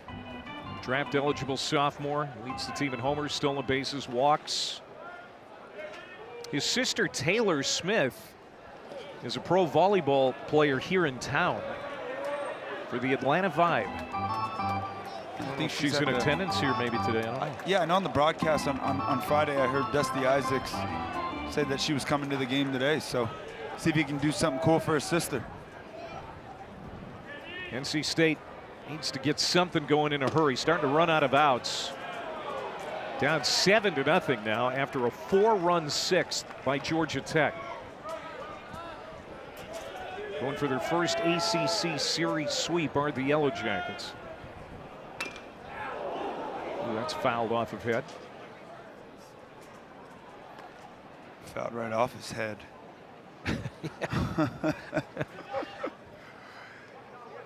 It's a hard game. I think you've said that a couple of times this week. It's so hard, man. Miss this game, man. It's grueling.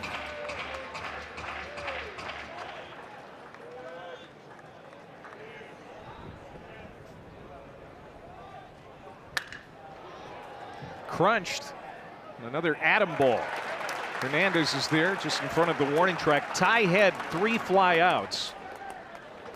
He's out number 1 of the 7th. And here's a pinch hitter. Dalton Bargo, who started the first 2 games of the series, will come up here with 1 out. He's a lefty. Big time juice to the other side. Uses all fields. Had some injury, working his way back, getting back in rhythm. I think he's getting closer and closer. Not any hits this series, but he's looked good throughout the series. Saw a lot of pitches. He's been pitched extremely tough. He's a guy that they have to get going for this NC State offense to start clicking. 282, 5 homers, 18 driven in, 1 for 8 in the series. Started at first on Friday, the DH yesterday. 1 year at Mizzou, 2 at Tennessee, and really made an impact last year for Tennessee. 14 home runs for the Volunteers. He can really hit. He can really hit. He's a guy they were counting on big time coming into this season. He'll get it going. Ground ball right side. Into that shift, and he's out number 2. Now batting number 2, Mikey Ryan. Curse on second base side of the bag. Throws him out. Gonna bring up Mikey Ryan. You see Georgia Tech playing a lot of shifts with these right-handed hitters.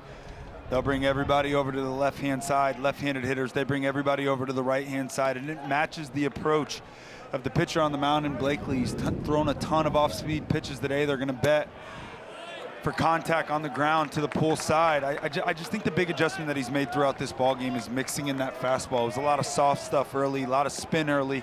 I think NC State started looking for it, and then in perfect timing, he started mixing in those fastballs to catch him off guard.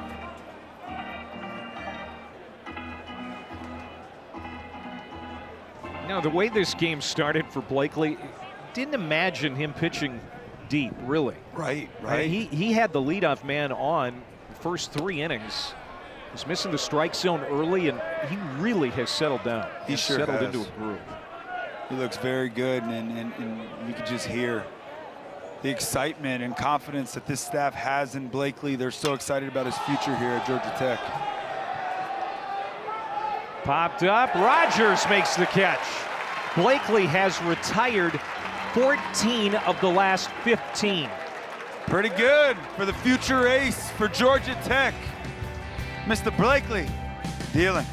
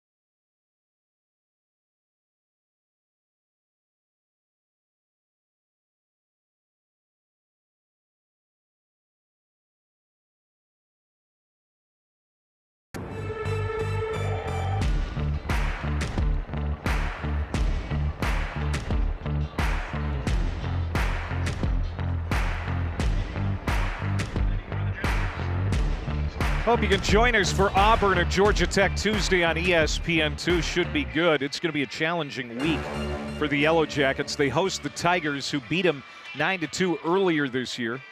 Then they have to go across the country to Cal for 3 games starting on Thursday night. Big week ahead. Short week with Easter coming up. Now I think about this NC State club, Clay, and obviously you got Florida State, Georgia Tech back-to-back. That's a gauntlet of ACC foes, and then they have to travel across the country on a short week with 3 starting pitchers who all threw 100-plus pitches. They have Liberty on Tuesday, a tough team. Georgia Tech just has everything rolling. Parker Brosius to lead it off against Heath Andrews. Dalton Bargo stays in the game at third base for NC State. And Christian Serrano joins him on the left side of the infield at shortstop. That's a talented little freshman right there, the brother of Eli Serrano.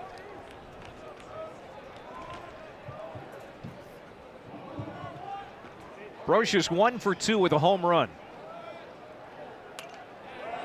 Man, he has seen a lot of pitches. All game long. All game long. It's so important. The guy in that 9 spot. Turning over the line up to the top, and Drew Burress seeing a ton of pitches, fighting off pitches, delivering big homers as well. 7 runs on 8 hits for Tech. And there's another one. Hit number 9. Brocious will stop at first, his second hit. Now batting number 8, Drew. That's how the 7th inning starts, and it'll bring up Drew Burress. He doubled his first time up. Strikeout and a ground out his last 2 plate appearances. That's vintage Georgia Tech hitting right there with 2 strikes, let the ball travel. You got 3 defenders on the left side, no one at second base. Sounds easy, but just hit a ground ball to second base, you get rewarded with the knock. Great job. Georgia Tech again. Got it going. Keep the shift on for Burress. 49 career homers for Drew, 5th all-time at Georgia Tech. Had a 2-homer game at Clemson on March the 12th. None since. He's getting closer.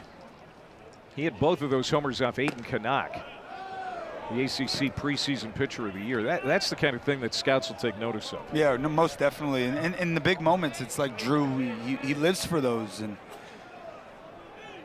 Aiden Canuck, my opinion, one of the best pitchers in the entire country. That fastball changeup mix is deadly. He arrives when his team needs him most. As it happens, the wind has picked up and is blowing pretty steadily out to center field. You elevate anything now, and good chance it's going to carry for you. Believe it. Heath Andrews behind to Burress 3-0. There he sends one in for a strike, 3-1. I think it's better to be in the sunshine today. These folks here under the grandstand. Chilly. At Russ Chandler Stadium, chilly. Especially with that breeze picking up. Breaking ball missed. And Burress is on, so first and second, nobody out in the 7th. And Von Lackey is going to be pinch hit for. It's the Australian, Will Baker. Really good hitter. Lefty with some big time juice. Having a great year as well. In and out of the lineup with Parker Brocious oftentimes. You got to get a great lefty. You got a great righty. He fills in the DH spot. First pitch back up the middle. That's going to be 2. Baker wraps into a double play on the first pitch. Now batting number 2, Jaron Awesome. Advincula. Awesome. Heath Andrews used that sinker. First pitch fastball, pitcher's best friend, right back up the box. Smooth and under control by Mr. Serrano at short. It's a big out. Big 2 outs. Advincula extended his hitting streak to 11 games. With his base hit his last time to the plate. Now Chrysler's going to call time and come out to the mound.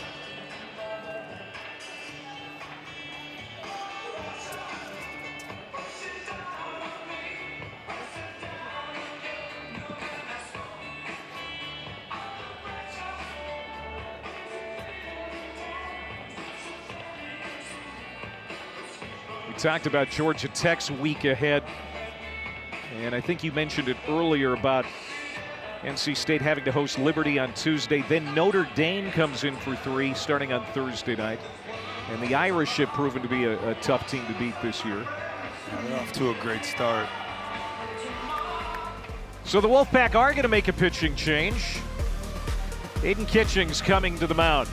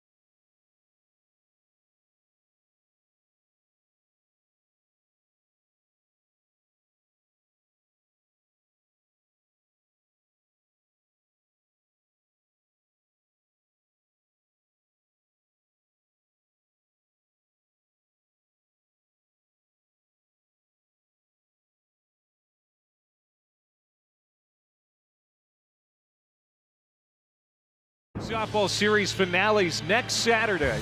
10th ranked Florida State hosting Notre Dame at 2 o'clock Eastern. Then at 6 Eastern, number 12 Virginia Tech welcoming Clemson to Blacksburg. Both right here on the ACC network.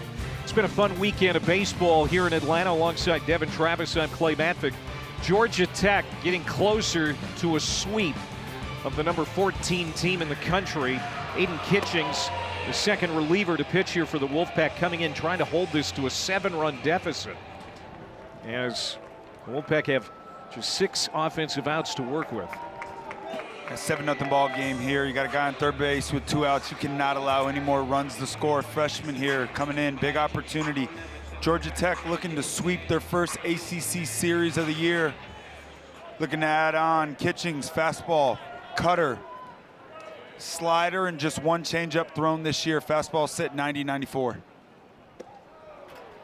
And Vincula extending that hitting streak to 11 his last time up. The Cal transfer continues to have a great year. .405 batting average. Not bad. That's coming off a 7 for 16 series against Pittsburgh last week. He has 6 hits this weekend. He is really, really impressive, and his approach just looks super simple. He looks for a fastball out over the plate. He's willing to take his knocks the other way. He does damage on all pitches on the inner half of the plate, but it's a reaction. He said today, when I asked him, hey, what's your approach? What are you looking for? He said, well, I like to hunt the fastball out over the plate, but I get into trouble when I start looking for the fastball in, yet he does the damage on the pitches closest to his body. That stood out to me because I believe that's the best approach to have the most success in this game. Kitchings 3-0, and that is up and in. Walked him on 4 pitches. Now batting number 4, Alex Hernandez. And Hernandez will come back up.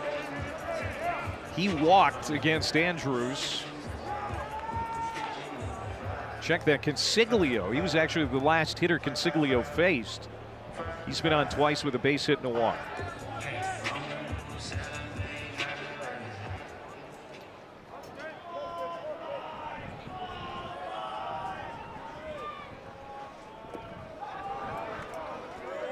Five straight for Kitchings. Alex Hernandez, guy with big time juice. Really hasn't gotten it firing on all cylinders yet. He's hitting right around the 400 mark. Mentioned all the slug and extra base hits that this Georgia Tech offense is known for coming into this series. Something that we circled, Clay, was felt like the team who had more extra base hits would win the games, and so far that's held true. They've walked 3 times today. 189 walks on the season, now 2nd most in the nation. Disciplined group.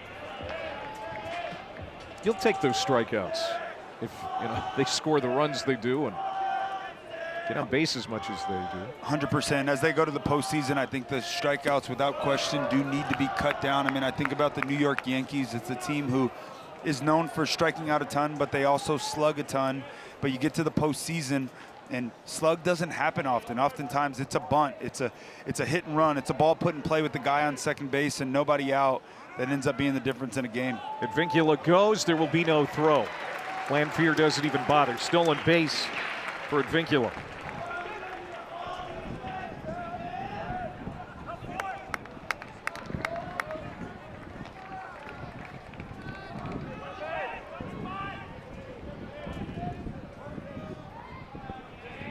Alex Hernandez, 5 homers on the year. Haven't brought it up yet, but he could end this game on 1 swing. Yeah, 10-run rule in effect after 7 innings. Georgia Tech up 7 right now.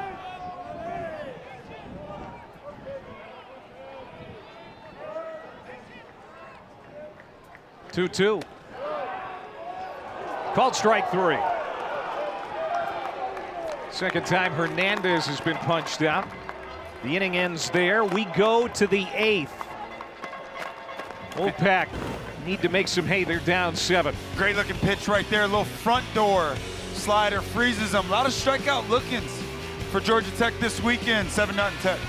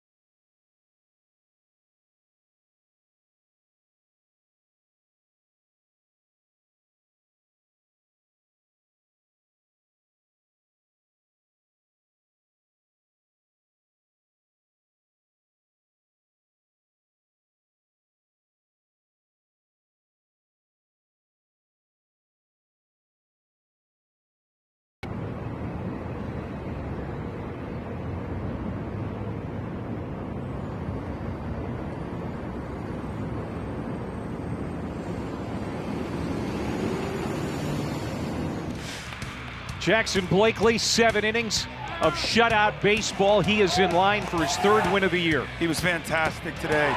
Just 4 hits given up. Only 3 strikeouts. Pitch to contact. Trusted his defense. He looked sharp. And now they're going to turn it over to a Rutgers transfer who can hit 100 on the gun. Oh yeah, it's a big time fastball up into the upper 90s. Like you said, he can run it up to triple digits. He's got a nice curveball to go along with it. A cutter's a pitch that he looks to be working in. Most importantly here, you got to attack these hitters. Got to have strikes. No free passes if you're Georgia Tech. NC State's going to send a pinch hitter up in the 8th spot, Drew Lanfear's spot. It's Preston Bond, who did not play last night or Friday. The number 2 catcher for NC State. First pitch misses down and in. Lanfear really had a pretty good series, especially offensively. They haven't been getting a lot of production offensively from the catcher spot, but Lanfear had 3 hits on the weekend. He looked very good.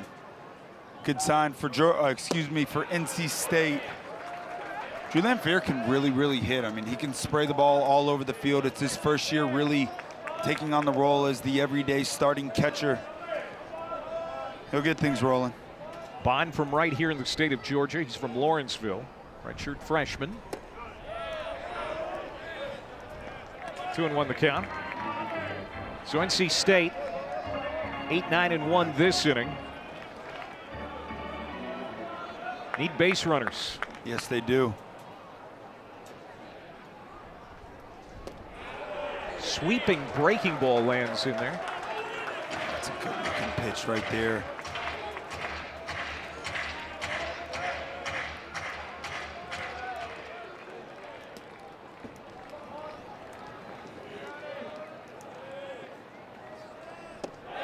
Called strike 3.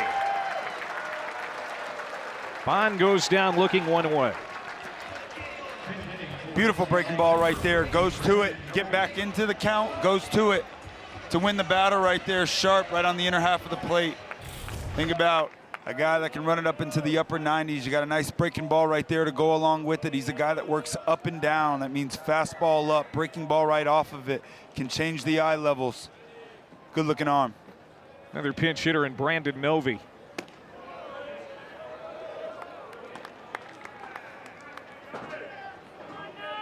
.6'5", 235-pound sophomore. A lot of power. Just doesn't have a lot of at-bats. Big time presence in the box.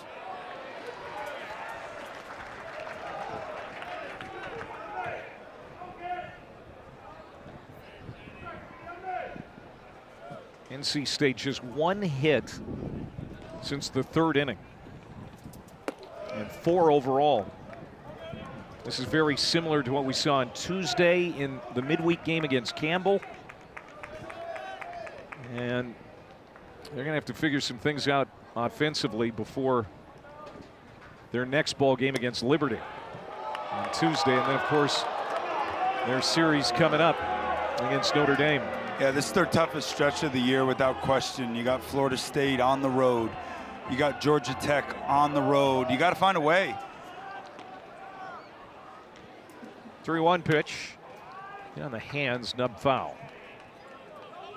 And I believe they will. Chris Hart's fantastic with the hitters. And you know, it's not that this slump is coming anywhere from a lack of hard work or discipline. They stay at it here, and you must, man. This is the hardest game in the world. Every team, every good team goes through their lulls. And if you're going to go through a lull, Clay, I prefer it in March than later on in the season. This team will get rolling. Shattuck at the knees, another punch up. Novi goes down, 2 away. I got him looking on a fastball. Right down the heart right there, bottom of the zone. Nice job behind the dish by Drew Rogers working underneath that baseball. Cannot give free passes when you're up big late. He doesn't. Fought his way back in the count and won it.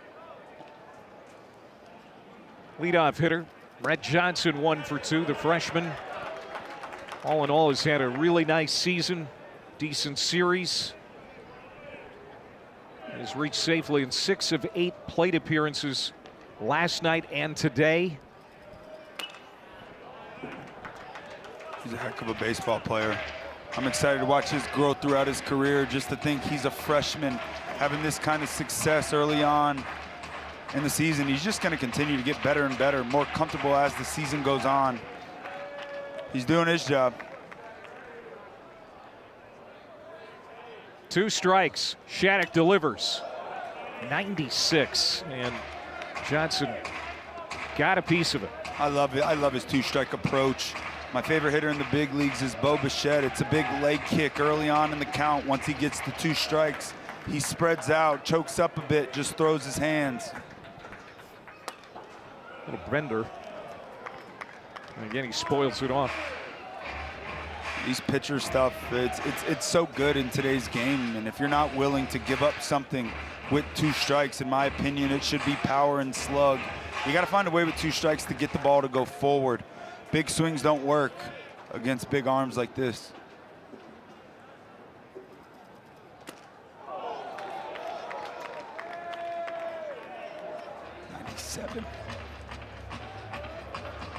Georgia Tech has the arms this year. I'll tell you that. Gaudet. This bullpen has answered some questions, I would think, this weekend. Sure have. Another 0-2.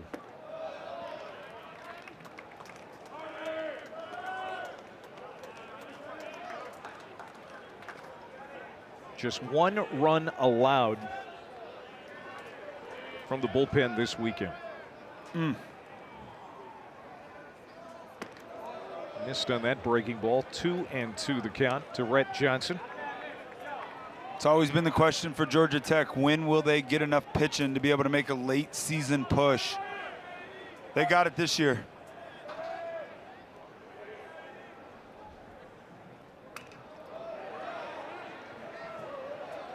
Just fighting, man. I mean, down 7, young freshman. Just has to pump up that dugout, pump up these coaches. Never taking a bat for granted. And now full count. Tate McKee, who we talked to earlier, went a career high 7 1/3 on Friday with his start. Porter Bursima was kind of an opener, gave them what they needed 1 time through the order and was just fine. And then today, Blakely goes 7 shutout innings. Missed down, coaxes a walk. How about it? Man. Rhett Johnson. There's some fight in that rookie. Give me 9 Rhett Johnsons. I mean, that is absolutely fantastic. A young freshman against a big-time arm. Falls behind early in an 0-2 count. 10-pitch at bat. Draws the walk. I'd love to see that fight from this team. So Nixon will come up. He's had a tough afternoon, a couple of strikeouts. He's 0 for 3.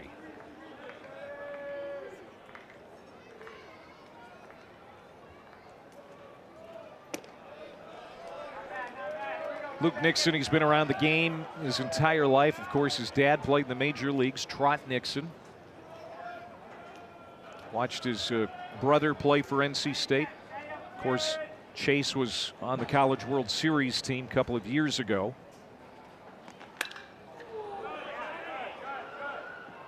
He's a professional.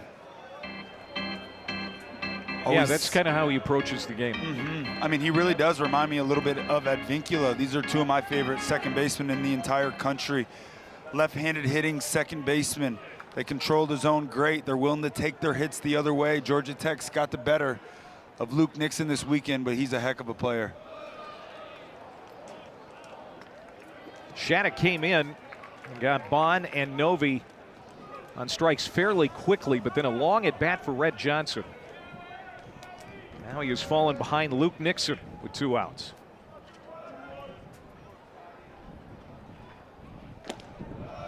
Three and 1.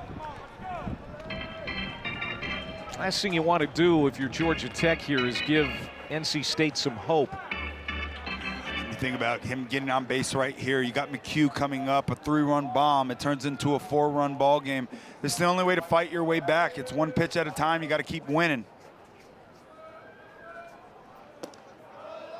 Inside, back-to-back walks at the top of the order, and here comes McHugh.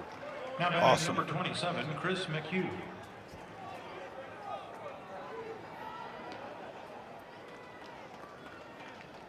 First baseman Kent Schmidt comes over for a quick chat, and now the pitching coach, Matt Taylor. And, you know, we saw him be a whisperer last night, came in for a quick mound visit, and next pitch, they got out of the inning. We'll see if this is just a chat or if they're going to do something different. There is some movement down in the bullpen for Georgia Tech. McHugh has 7 home runs on the year. There's Barfield, who we saw last night. Got the save in game 2 of the series. Yeah, what a cool story that is with Barfield down there. He was at Florida State to start his career. Link came in, ended up coming on over here to Georgia Tech. It's so cool to see him put his stuff together. He's a guy that lived in the mid to upper 80s this year, running his fastball up to 91, 92, 93. Those are the cool stories in college baseball that you like to see. But you saw there 26 pitches, 13 strikes, 13 balls. He had 7 walks coming into this game in 10.2 innings pitched. So command is the question with Shattuck. You know the stuff's there. 2 walks today after 2 quick outs. Got to find a way here to get back in the strike zone, trust your defense. One of the best pure hitters in the ACC, according to Elliott Avent.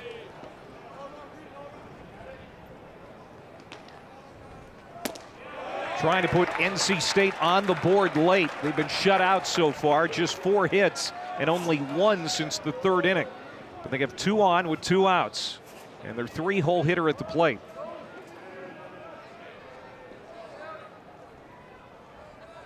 That caught the outside corner. 0-2. McHugh had a 2-homer game in the win over Coastal, which is not a small thing. Last year's national runners-up. Again, the wind is blowing out to left field. Another punch out looking, and the inning is over. So a couple of walks for Shattuck, but he strikes out the side in the 8th. Yeah, nice little mound visit again by Matty Taylor. 3 straight, strikes out the side.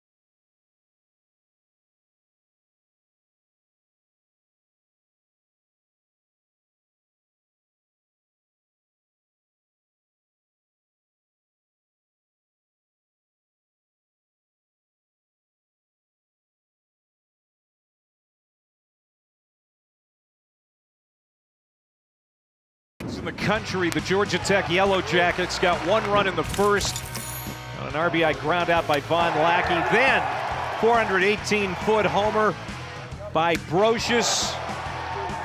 A solo shot by Von Lackey that went 442 feet. Those 2 homers in the 3rd inning.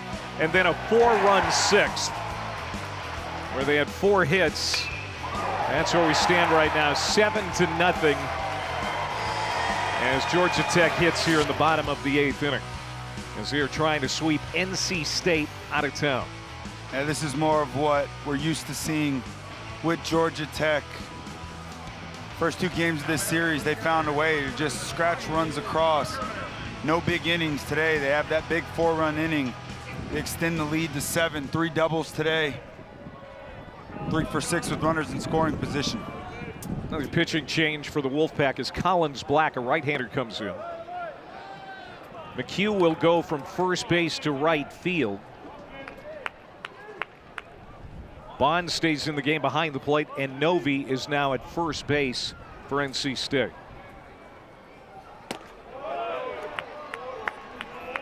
That's the pitch there from Collins Black. Sweeping action on that slider. 16 strikeouts in just over 9 innings, 7 walks. So command is the key.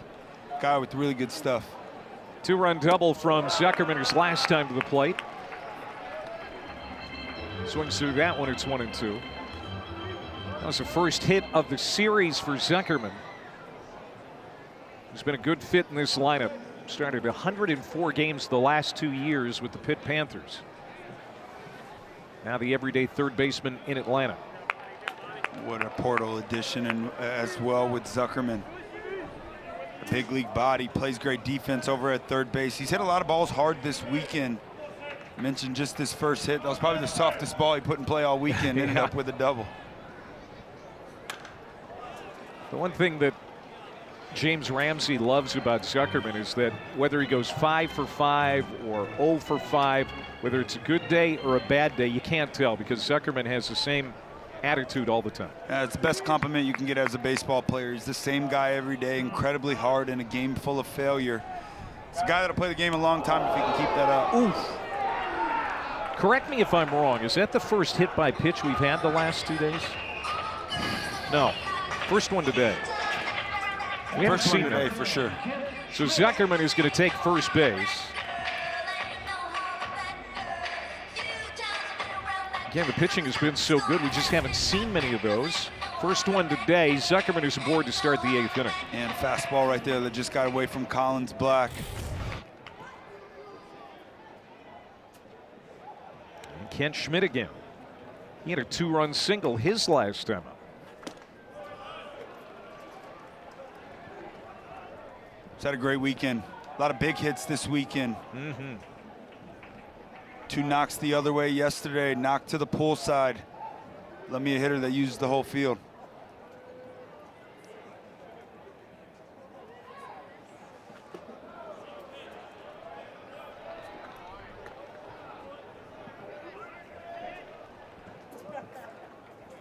Would have had his second home run last night if it weren't for Ty Head robbing him of a 3-run shot. Hit it anywhere but to Ty Head, I'll tell you that. Climbed the wall and brought it back. Made it look easy too. Here's Ty. He needs a little more face paint. That eye black is not getting it done as far as the glare. It's hard to see out there. He needs more of it.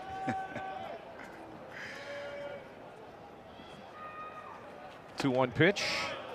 2-2. Looking ahead to the 9th inning. It's 4, 5, and 6 due up. Wiggins, Head, and Bargo. 3 lefties.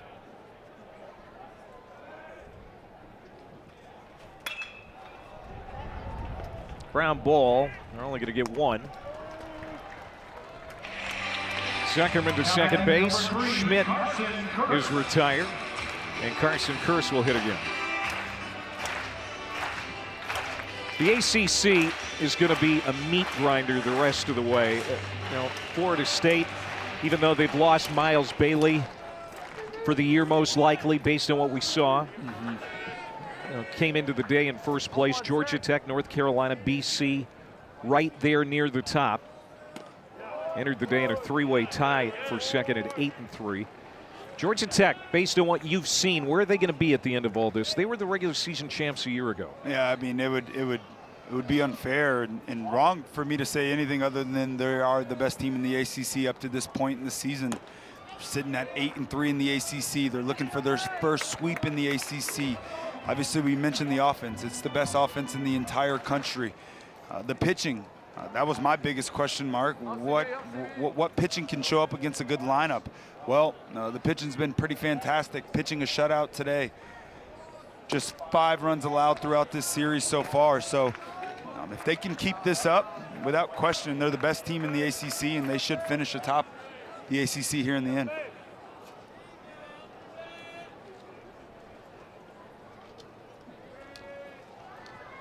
Two on to Curse. Soft fly ball. Nixon back on the right field grass makes the catch with his back to the infield. Tough play, made it look easy, 2 down. If Georgia Tech can wrap this one up, and all indications are that they will, it will be their 5th win against the top 25 against 2 losses. And this is one of those series that, you know, you're going to look at in May and could be the deciding factor on whether you're a host or not. Now, right now, it certainly looks like Georgia Tech would be a host for the national tournament. But there's so much baseball to be played over the next 2 months. There is a ton of baseball to be played, and the biggest thing, if you're Georgia Tech, just keep everybody healthy. If this team stays healthy, they will make a late push into the postseason. And the committee, they look at every single win. This is a chance to win their 4th ACC series, a sweep at home against a ranked opponent. They all count. Drew Rogers got the start behind the plate today. He has done fine defensively. In fact, threw out a runner trying to steal. With that said, he's 0 for 3 at the plate, 3 strikeouts. All on fastballs.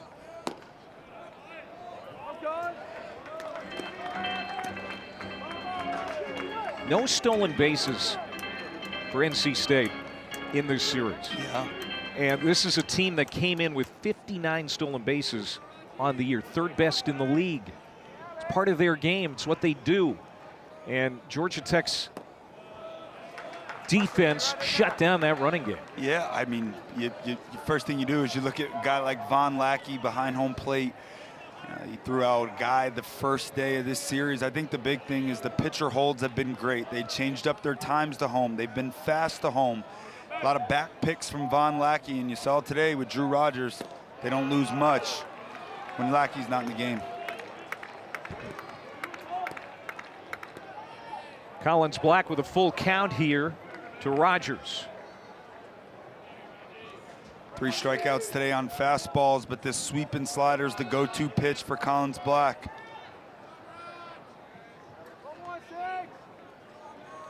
Oh, that hit him.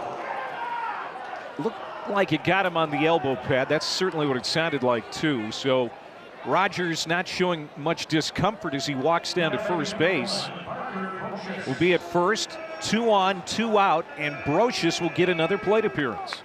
Yeah, great at bat there by Drew Rogers, and once again a fastball that just got away arm side from Collins Black. Parker Brocious, in my opinion, had the at bat of the day today for Georgia Tech. Yeah. That long 10-pitch at bat took advantage of a little spinning changeup over the heart of the plate. It changed the trajectory of this game for Georgia Tech. Yeah, it was 2-0 at that time. Game still hanging in the balance for sure. The series feel, NC State gets a win here in Game 3, changes the feel of the weekend, but you're right. He changed the feel of the day and potentially the entire series. He sure did. He sure did. What an excellent player, senior guy that's been here for 4 years. Embodies what Georgia Tech wants to represent nationwide, and he's been great this year. I mean, those 16 RBIs is crazy to think about with limited at-bats and limited games started.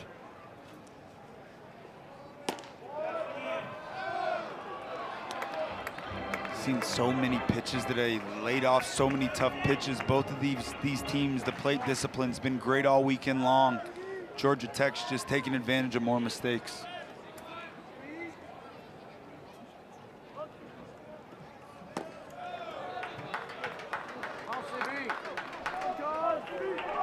Another 3-ball count. Collins Black just trying to get NC State off the field. 3-4-5 due up. Down and in, walked him, bases loaded.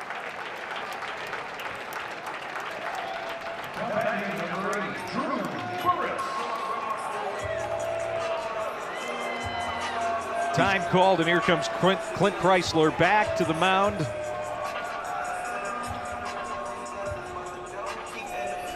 And I'm sure he's not happy. Oh, he's not happy. And these Georgia Tech hitters, you got to give them credit. I mean, they've laid off some tough pitches. This is not a fun at bat for a right-handed hitter from that arm slot. It's a fastball that really jumps out of his hand. It's a slider that has a ton of horizontal movement. But these guys, they never give in. They don't give at bats away. Once again, another sign of a really great offense. It's easy in a 7-0 ball game. You feel like you got everything wrapped up. You want to get up there. You don't want to walk. You want to get your knocks in environments like this. And they continue to lay off those tough pitches, pass the baton, setting it up for Drew Burress. A big weekend for him. Came in ice cold, figuring things out. 3 hits last night. No hits today. Leadoff double today. An intriguing sign for Georgia Tech as they move forward.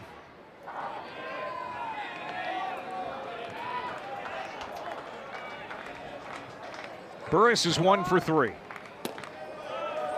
And again, if he can clear the bases, it's over. That 10-run rule would come into effect, and NC State wouldn't even get a chance in the night. Yeah, you know, it's on his mind here, too. I'd like for Collins Black to just trust that fastball. Let the catcher set up away like he's doing. Throw it right to his glove, let it work back to the middle. Drew Burress, the captain for Georgia Tech. No mustache, shaved it off, trying to change his mojo, and I think it's worked. It's worked. He's had 4 hits in the last 2 days. That dang hair. Did you ever have any superstitions like that? Oh, too many. I had to put my socks on the same way every day, left foot first, then right foot. Looked in the mirror for about 3 minutes, make sure the eye black was even. Got to touch the foul pole. I was a wreck. These aren't the same socks, I hope.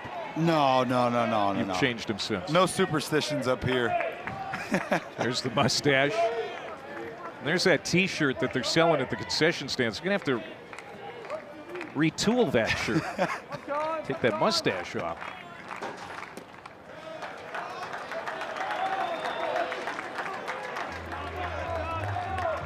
It'll come back. I think so, too. Yeah. I think he likes it too much. Yeah.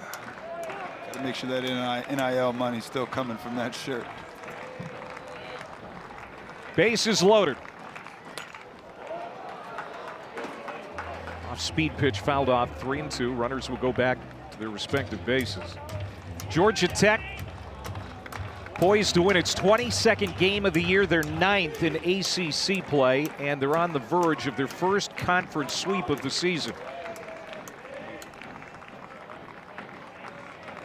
Again, Black's 3-2. Outside, a run will score. 4th free pass of the inning. 2 hit by pitch, 2 walks. These hitters just don't give in. That's an excellent take right there. Well-located slider. They don't give in.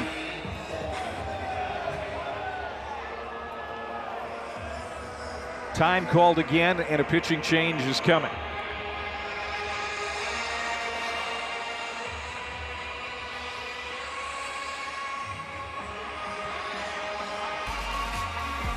Another man to the mound. It's Tristan Potts. 8-0 Georgia Tech.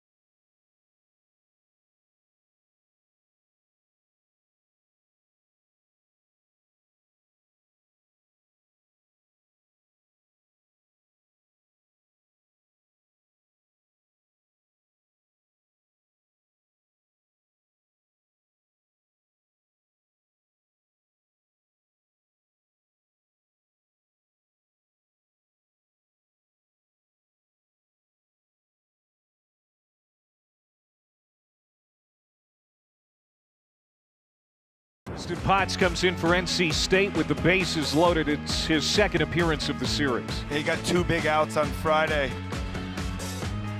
Series opener. You see a lot of sliders here, really tough on lefties. It's a sweeping slider. He'll mix in a mid to upper 80s fastball. Guy coming in here to look to minimize this damage, give NC State one last chance with 3 outs to go.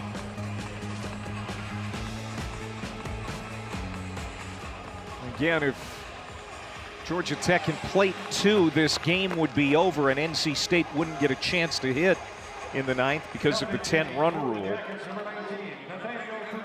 Nathaniel Coupe is going to pinch hit for Georgia Tech.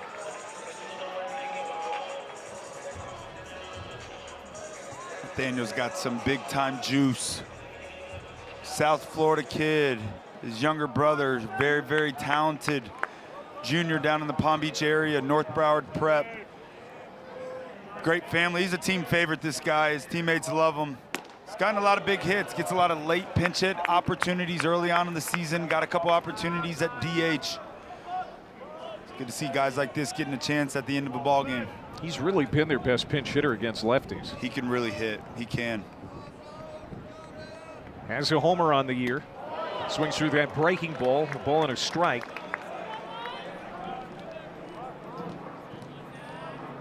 Tristan Potts, pitcher number 5 today for NC State.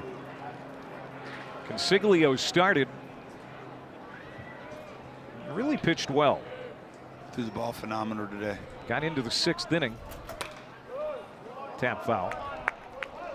Didn't get an out in the 6th. But he was around in the 6th inning, and early on, maybe that didn't appear to be the case, especially after giving up the 2 homers in the 3rd inning. But kind of worked into a rhythm and kept NC State around for a while. All you ask for out of your starting pitcher is to give your team an opportunity to win the ball game. He did that today. That's away, 2-2. Again, Georgia Tech jumping right away in the 1st inning with a run, and they've scored in 16 of the 26 games. Right away in the 1st inning, they put so much pressure on a starter. And we saw Consiglio on his heels for a couple of innings before kind of finding it. Yeah, he settled in nicely for sure. Heath Andrews came in, got a couple ground balls. They happened to sneak through. Hitting's contagious. A lot of things have went right for Georgia Tech today. Nowhere to put him. 3-2 pitch. That's away, and another run scores.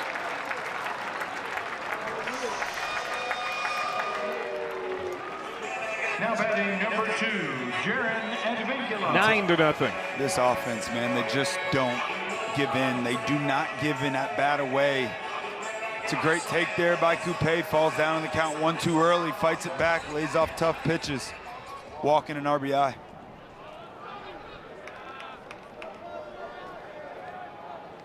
So now Brocious at 3rd base. They get him in. Game's over. Going to be a tough play. Shortstop nowhere to go with it. And it's 10-0. Georgia Tech wins it.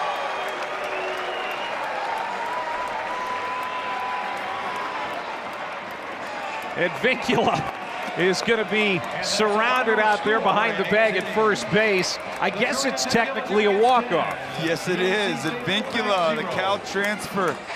Man, this Georgia Tech offense, they just stay on you. They keep it coming at all times. Story of the weekend without question. It's the pitching.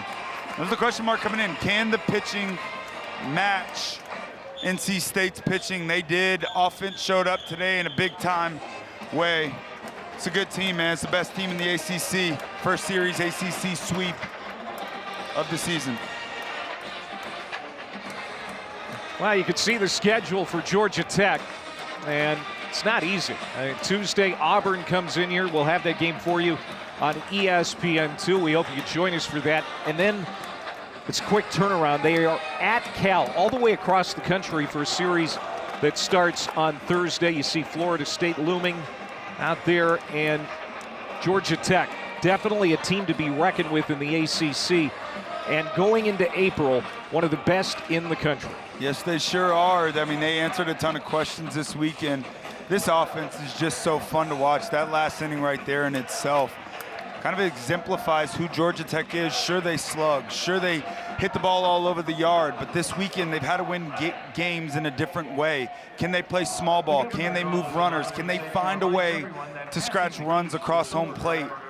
They did that. Very impressive. First ACC series sweep of the year. And they have scored 10 or more runs in 17 of their 27 games. It's one heck of an offense. They get a bunch late, and they win it in 8 innings. 10-0 the final in Game 3. Georgia Tech with the sweep. For Devin Travis and our entire crew, I'm Clay Matvick saying so long. We hope you enjoyed this broadcast here on this beautiful Sunday afternoon from Atlanta. So long, everybody.